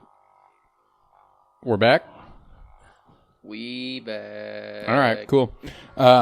Yeah, sorry, she just got off work and she wanted to let me know that she's on her way home and that she got a cheeseburger and that her tits hurt. Damn. Breast reduction surgery, you know, these things happen. Damn. But yeah, so 3, Ewan McGregor, good choice. I've got somebody who's been repeatedly brought up at 3, and somebody you had a ways back, a while ago. This is where I have Bobby De Niro, number 3, Robert De Niro. This is I just one of the greatest to ever do it, and not only for me one of the greatest to ever do it, but I also fucking love him in most stuff that he's in. Taxi Driver, Goodfellas, Godfather 2, Killers of the Flower Moon, Heat, The Irishman, Casino, Raging Bull, Jackie Brown, King of Comedy, Shark Tale, Deer Hunter, Cape Fear, Bronx Tale, American Hustle, Meet the Parents, Mean Streets, Stardust, Awakening, Sleepers, Midnight Run, Dirty Grandpa, Angel Heart, Ronin, Little Fockers, Machete, Analyze This, Great Expectations, The Beaches of Agnes, The New York, New York, Red Lights, This Boy's Life, The Score, Wag the Dog, New Year's Eve, 1900, Alto Nights, Hi Mom, Hide and Seek, The Family, Backdraft. I haven't seen all of those, but he's in all of them. He needs to get out more, man. That's my bro was working. Was he ever not working? Nah, my man's worked shit. Forever. Forever. The oldest movie I've seen with Bob De Niro in it is a movie from 1970 called Hi Mom. It's directed by Brian De Palma, and it's a weird movie, man. Like it's really out there, even for De Palma, and definitely out there for De Niro. It's really interesting to see what he was doing when he was a young guy, you know, because and he was 26, 27 in that movie, so it's weird to see Bob De Niro at like our age. Oh wow, it's bizarre. It's fascinating because he's just been an old man my entire life, you know. And I've loved him for a long time. And Raging Bull is probably the best Robert De Niro performance of all time for my money. His work with Martin Scorsese doesn't really get topped. But his role as Jake LaMotta, damn dude, damn is that good. And what's crazy is his second best work for my money with Scorsese. Ooh, god damn, I don't even know how to cultivate a top 5 for this guy. Yeah. Because I'm like, you look at Goodfellas. I'm like, you look at Goodfellas and you've got him as Jimmy Conway. Yep, that's peak. You look at, Travis Bickle, Taxi Driver. Yep, that's peak. You go to The Irishman, you see him as Frank Sheeran. Holy shit, is that a good performance? You go to Casino, Ace Rothstein. Yep, that's peak. The despicable William Hale in Killers of the Flower Moon. Yep, he killed that shit. Go to The King of Comedy, why don't you, where he played Rupert Pupkin. That's unbelievable. And that is all just Martin Scorsese stuff. Yeah, that's wild. And the fact that he's done so much outside of that, and he's achieved all that he's achieved, and he is genuinely one of the GOATs. I have nothing but respect for that man. And he might be the only real victim of Trump derangement syndrome, as they have dubbed it. This man hates Donald Trump with a fucking vital passion. Like, it might be keeping his heart beating, the hatred he has flowing through him for that guy. He despises Donald Trump, which automatically makes me respect him more. Just real as fuck. Bobby De Niro, it doesn't get better than him, and I couldn't have him outside of my top 3. I believe I had him at 5, below Yo and Reeves at one point. And then I looked at De Niro's body of work, and I went, no, that can't stand. I was like, that just can't stand. There's too much here that is too absurdly good that it's gonna have to happen this way. Yeah. What a good fucking actor. Brilliant performer. Let's see, where underrated portrayal of the creature in Mary Shelley's Frankenstein, directed by Kenneth Branagh. Oh. He played the creature back then. Really, I think a generally underrated movie for my money.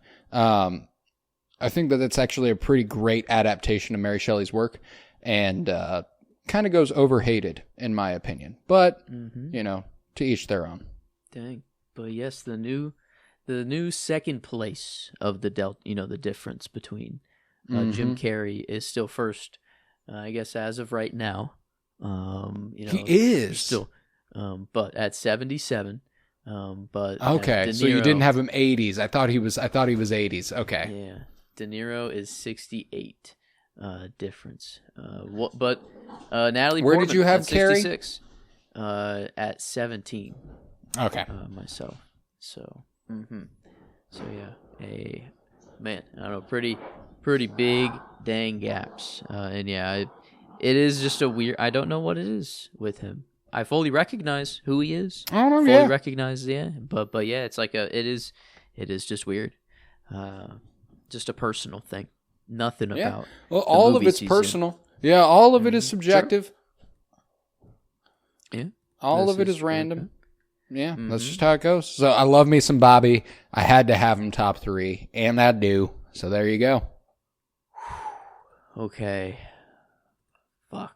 I honestly hate this moment. I wish I could just have a 1A and 1B, but I can't. There's a 2 and there's a 1. And it was very, very hard. I was going back and forth. And then I'm alluding to the infamous living room TV yet again, but the TV show that is on it the most by far is Big Bang Theory. So by far, all the time, Big Bang Theory always on. Telling me your top 2 is Kaylee Kiyoko? Yes. Yeah. No, but no. Wait, Jim Parsons. No. Go ahead. Sorry. In the show, Sheldon is going back and forth whether he wants an Xbox or a PS4. And Amy tells him, "Oh, hey, you can just flip a coin and don't even care about what the heads is this, tails is that. Yeah, and you'll know. If you're disappointed by the outcome, then you know exactly what you truly want. When the coin's in the air, you know which one you want it to land on. Yeah. And I did that. And it was a very slight feeling, but it was there, and that was what decided it. But damn, is it close? It is very, very close. These 2 people I love throughout my whole heart, but number 2 will be Denzel Washington at 2. I didn't see it coming. Yeah. So he was 1 at the birth of the list. He was 1, and so he was the very first name to go down. So I guess that wins for something. It counts. It counts for something. Yeah, the first actor to pop in my head was boom, this man right here, and I think until not too long ago was he number 1. But I think at some point the switch did happen, and I just came to terms with it really during this list. Like during this coin flip was kind of like the final nail in the coffin. Yeah. Yeah. So, but yeah, Denzel. So it's crazy at 2. I sound like I'm giving a eulogy speech at a funeral for your top 2 favorite actor of all time. Yes, but yeah, so I'm apologizing deeply for 2, which I feel like I should still do. Like, goddamn, I'm sorry you're not number 1, Denzel. I'm sorry, but yeah, no, this is the ultimate living room TV kind of illusion here. Illusion I can make. He is literally like the Equalizer growing up. Those were like the coolest movies to my dad ever, like kind of growing up. So to me, I was like, oh, this is this must be the coolest, kind of guy of all time. This must be the coolest man alive. Yeah. Denzel and just happens to be fucking badass in those movies too. So like, the click of the watch and he does all of his shit. And then he's like, oh, a little disappointed. He's like, he went a couple seconds over what he thought. And he's like, oh, I'll get that down. He's smooth with it. And then, Book of Eli, we've come a long way. You but motherfuckers. Those are like the childhood movies to grow up with. King Kong ain't got shit on me. Yeah, dude. Oh, Denzel, man. Fuck. Still so many blind spots as well. Like Fences I've never seen. I have to get to very, very badly. But the tragedy of Macbeth, I've seen, I think, a clip of him, like a little bit of his narration. And that was like, I really want to see that movie. Very gorgeous, badly now. Gorgeous looking movie at minimum. I mean, brilliant. Maybe the best looking Coen Brothers movie ever. Yeah. That's crazy. Writers, Joel Coen and William Shakespeare to be just right next to William Shakespeare. Yeah, it's kind of just wild. But no, yeah, Denzel is he's a GOAT in the game, and he will forever be one of my all-time favorite actors and kind of human beings on the planet. And yeah, I think he's it's just very heartbreaking that he isn't one anymore, and that is kind of wild. But yeah, you're living your truth. This is how it goes. There was that last piece of straw that it was. The other guy was climbing that battle. He couldn't quite do it for a while, but then man, he kept. I don't know. He done did it, but yeah, no, again, sorry at 2, at literally only one above, but yeah, God, Denzel's so fucking cool, man. Yeah, I love that. I love that there for your 2. Definitely knew who your top 2 were, but I didn't anticipate the order. I thought the nostalgic attachment was going to hold true. I know.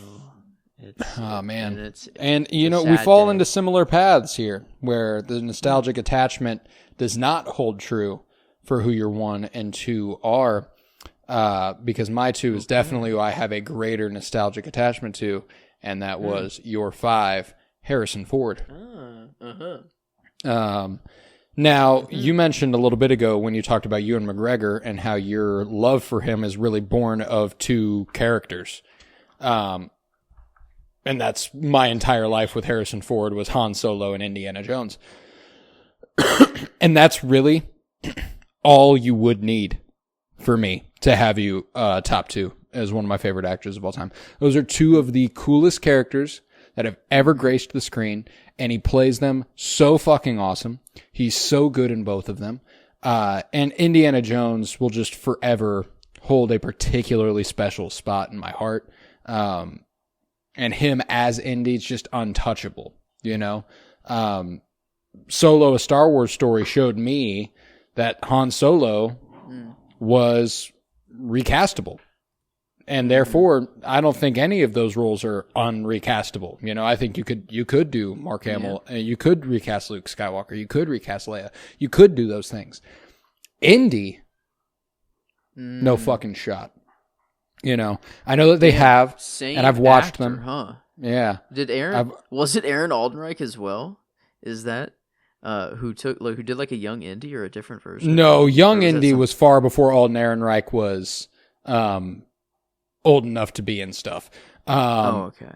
Young Indy was like late 90s, early aughts with a guy named Sean Patrick Flannery, who does a perfectly serviceable job. I don't want to undersell him.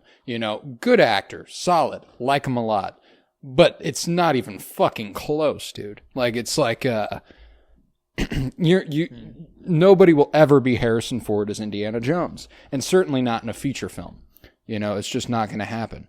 But beyond that, the work that he's done in Blade Runner, you brought up The Fugitive, Patriot Games is a big one that I always really enjoyed. This is an interesting one where I've watched Harrison Ford and I think 15 movies, 16, 17, somewhere in that range. And over half of them, he's playing two characters. He's either playing Han or Indy. That's 9 of the fucking 17 I've seen him in. He's just so good. He's so charismatic. Whenever he was awarded that lifetime achievement at the Actor Awards, during the award season a couple months ago, and he got on stage and he talked about following your dream, like he didn't know what his dream was. He didn't even know that this was something he had the capacity to do. He didn't know it was possible. And then he decided he was going to do it one day. And then all of a sudden everything clicked. His life changed. And this was his path now.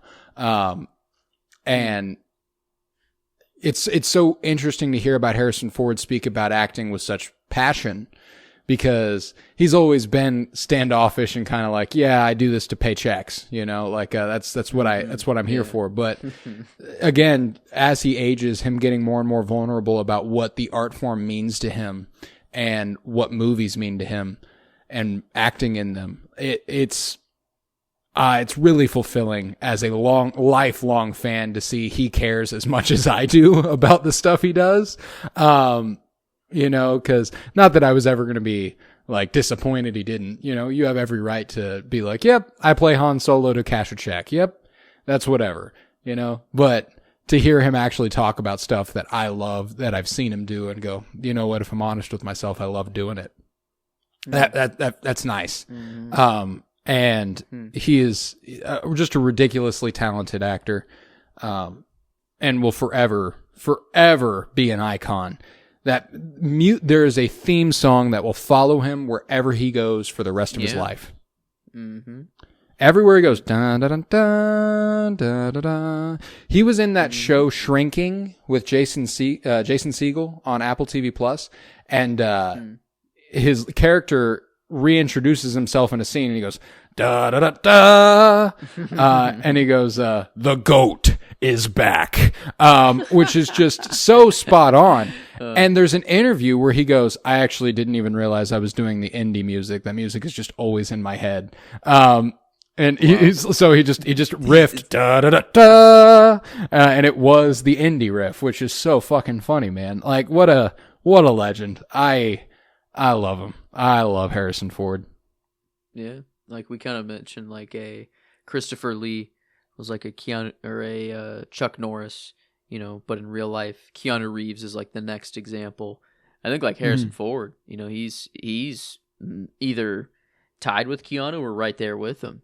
That's your Indiana Jones. I don't know. Yeah, like he's living that life. That theme song is just playing in his head because it's his life's theme song. It's his theme song. Yeah, that's fucking wild. Awesome. That's like wow. Like that's an insane thing to have. But okay, yeah, there. Okay, so that's two. No, that's top two. I do have my guess on who your one is. I think you've got it. I think you've got it. But and I think you're pretty sure. I'm certain of yours. Yeah. I'm not throwing any curveballs. This guy, he's knocked over many pedestals. Actually, he wasn't always number one, and in terms of Spider-Man, that was Tobey, and Tobey was a lot further down than he is here. And Denzel was number one as acting for a long, long time. And then Andrew Garfield officially just kind of, silence was, God. I think it was The Viewing. I don't know, that kind of just did it. I said, okay, it's not just Spider-Man. It's not just my love for that. It's the guy, it's the actor. It's I don't know. It's kind of everything. He opened my eyes to musicals more too. I mean, and one of maybe my favorite compliment I've ever received in my life, and I don't think they even meant this as a compliment.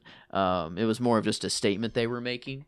But at work, there was this printout sheet of people printed out like the Avengers, everyone who was in like Infinity War, and then they wrote down names of people who they who fit the character types the most. And surprisingly, I guess I thought I was going to be Spider-Man. I walked in and I'm like, okay, I look at Spider-Man and I don't see my name there, and I'm like, huh? I was like, okay, I'm a little mad. Honestly, a little mad. But they put me, and to bring up Chris Pratt again, they put me on Star-Lord. And I said, Sick. What the fuck? I said, what is going on? And then, they were like, okay, we're going to put you on Spider-Man, but we already had, someone on Spider-Man, so we couldn't. And then we're like, we're going to put you on Vision. And then we were like, no offense, but that's too good, no one's Vision. And I said, actually, respect, based. I said, you're like, so okay. And then they were like, valid. And then there was kind of only one left over, is Star-Lord. And so it was like, Iron Man was taken. So like kind of all the, the other people were just kind of taken. And I'm like, okay, I'm not that mad. And then someone said, honestly, you're kind of more, this is Tom Holland Spider-Man. They said, you're more of like the Andrew Garfield Spider-Man. And I said, oh, thank you. I just went, I'm like, that you could not have said a better, I love you. I think that's literally what I said. I think I said, I love you to them, right after the comment. So yeah, no, I love Andrew Garfield, and I think, it is a weird to say that I think he is my favorite Spider-Man. I think that's without a doubt.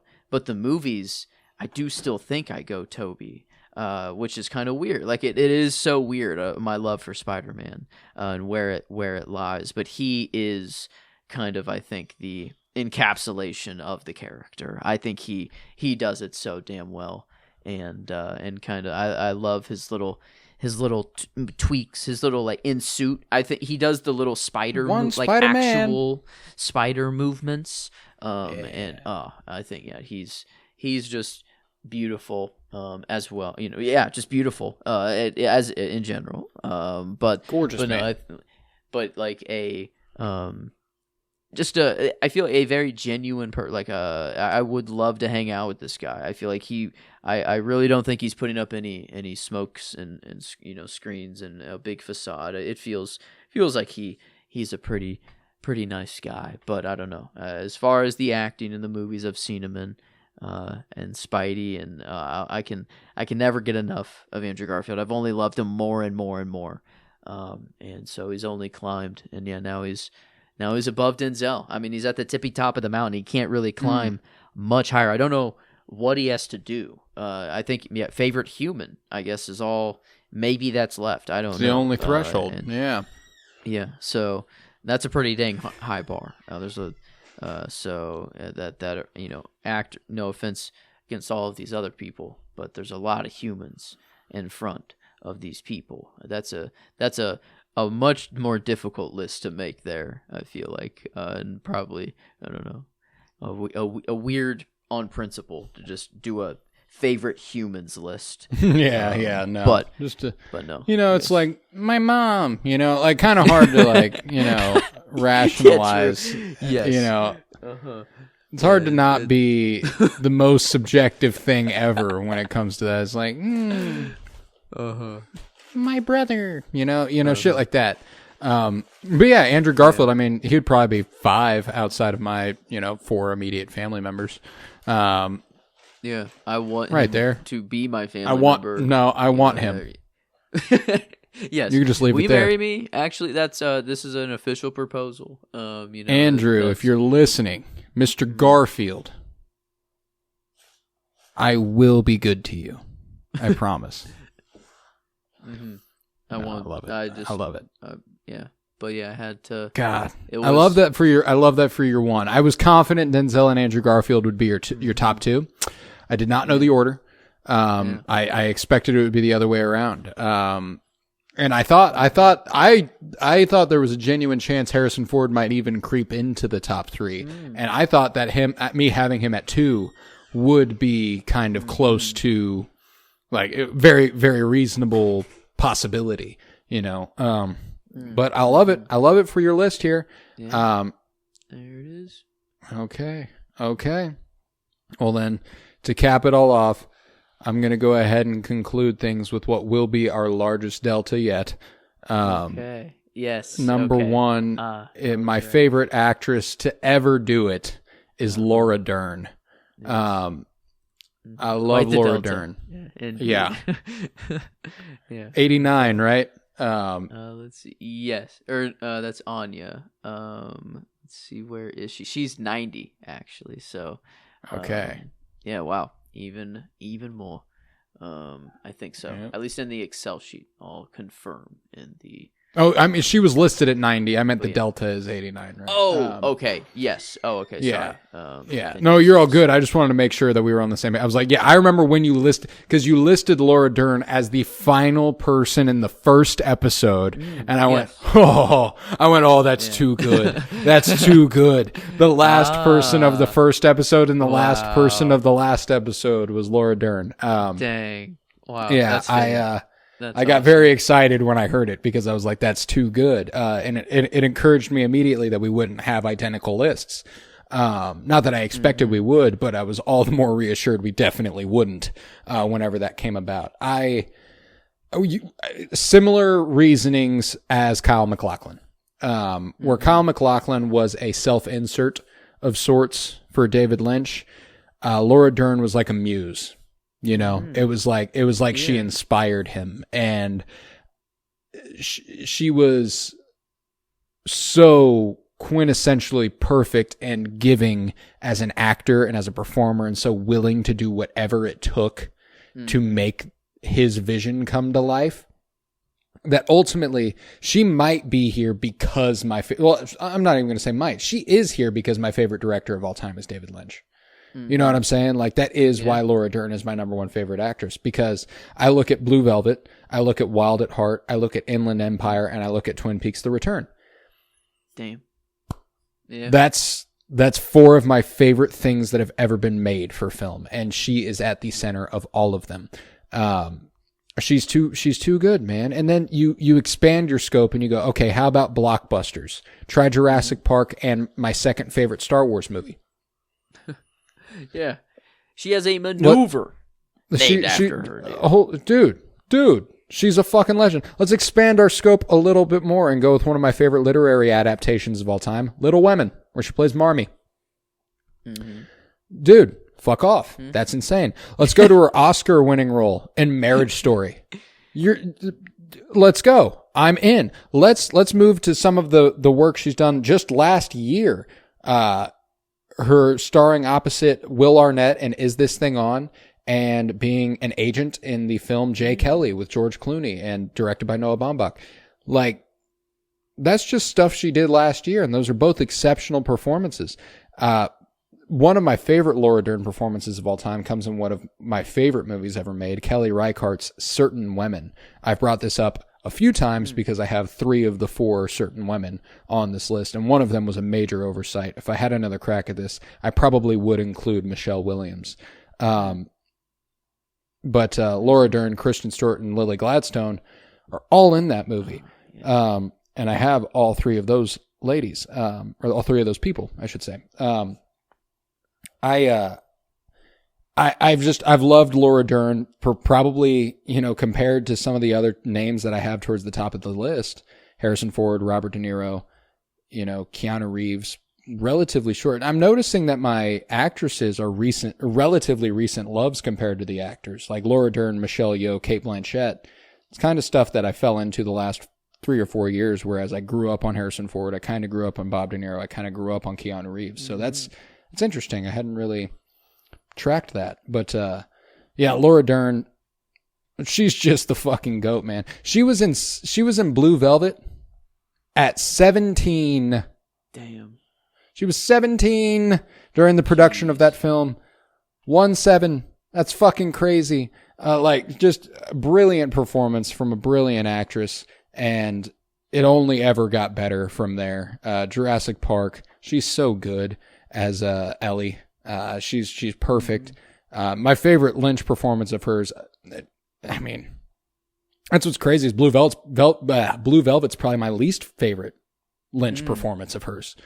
I look at her as Lula in Wild at Heart, and I'm like, holy shit. I look at her as Diane in The Return, and I'm like, holy shit. I look at her as Nikki Grace and Susan Blue in Inland Empire, and I'm like, holy shit.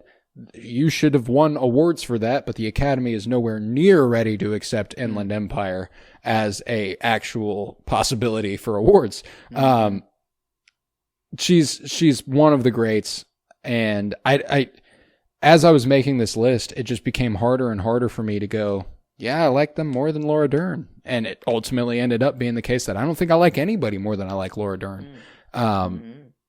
So that's why she tops the list for me, and I fucking love her, man. So I've got Laura Dern topping the list, my number one favorite actor of all time. Wow. And Cheryl Lee at 100. There you go. That's there you go. Sick. Diane and Laura Palmer bookending. If Kyle MacLachlan was number one, it wouldn't feel genuine. I do love the man, right? But it wouldn't actually feel genuine to put him at one. But how sweet that would have been to have Laura Dern, Kyle MacLachlan, and I guess Michael B. Jordan would be joining a weird, 100 and one. At one point was Katie O'Brien, I guess, or maybe formerly one in the same. Katie O'Brien. But yeah, no, no, she definitely needed to, I think I need to see the other Lynches as well. Yeah, Laura Dern will shoot up your list the second that you see Inland Empire, because that's the only one Lynch-wise that you haven't seen from her. It's just such an absurd movie conceptually that to be able to act in that movie and do it justice is crazy. Like it's a bizarre movie. So yeah, she had a great cameo appearance in the movie Caught Stealing last year. I love that movie. Austin Butler repeatedly throughout the movie calls his mom and talks about San Francisco Giants games, but you only ever hear her, you don't see her. And they keep talking to her and talking to her and talking to her. And at the end of the movie, she's mailed something. And she opens it up and it's Laura fucking Dern. And you're like, oh, that was his mom the whole fucking time? That's awesome. Wow. Yeah, no, so small thing, but I love shit like that, man. And she is the best. I can't get enough of her. So I've got Laura Dern, tippy top of the list. So go ahead and run me back through your top 10 favorite performers of all time. All right. 1, Andrew Garfield. 2, Denzel Washington. 3, Ewan McGregor. 4, Kyle MacLachlan. 5, Harrison Ford. 6, Willem Dafoe. 7, Emma Stone. 8, Robert Pattinson. 9, Keanu Reeves. And 10, Jeff Bridges. All right. I have number 1, Laura Dern. Number 2, Harrison Ford. Number 3, Robert De Niro. Number 4, Michelle Yeoh. Number 5, Keanu Reeves. Number 6, Cate Blanchett. Number 7, Jimmy Stewart. Number 8, Andrew Garfield. Number 9, Al Pacino. And number 10, Emma Stone. And with that, we conclude our top 100 favorite actors series and look forward to what comes in June. The official announcement. This has been posted publicly online for a couple days now, but most of you don't give a fuck about that. So June will bring for us a celebration of Pride Month. Always will. We're never going to skip Pride Month. It's always going to be spotlighting queer film. But we are getting even more specific with Pride Month, and we are doing strictly women-directed features for Pride Month. And we are going to be kicking that off with But I'm a Cheerleader, starring Natasha Lyonne. I can't wait to discuss that one. It's one that I've watched a couple of times, and every time I watch it, I'm absolutely taken by it. Directed by Jamie Babbitt. We are going to be following that one up with Saving Face, which was directed by Alice Wu. Stars Joan Chen. It stars Michelle Krusik and Lin Shen, and I'm very, very much so looking forward to that one. It's one I've only seen once, but immediately fell in love with, and I cannot wait to show you it. We are going to be celebrating June 19th, which colloquially is known as Juneteenth, celebration of African American, the end of enslavement as we know it, as we knew it. It's got a whole new face now. Directed by Cheryl Dunye, starring Cheryl Dunye. I'm very excited for that. It is called The Watermelon Woman. That's going to be an interesting one, as it is the only blind spot I have on this list.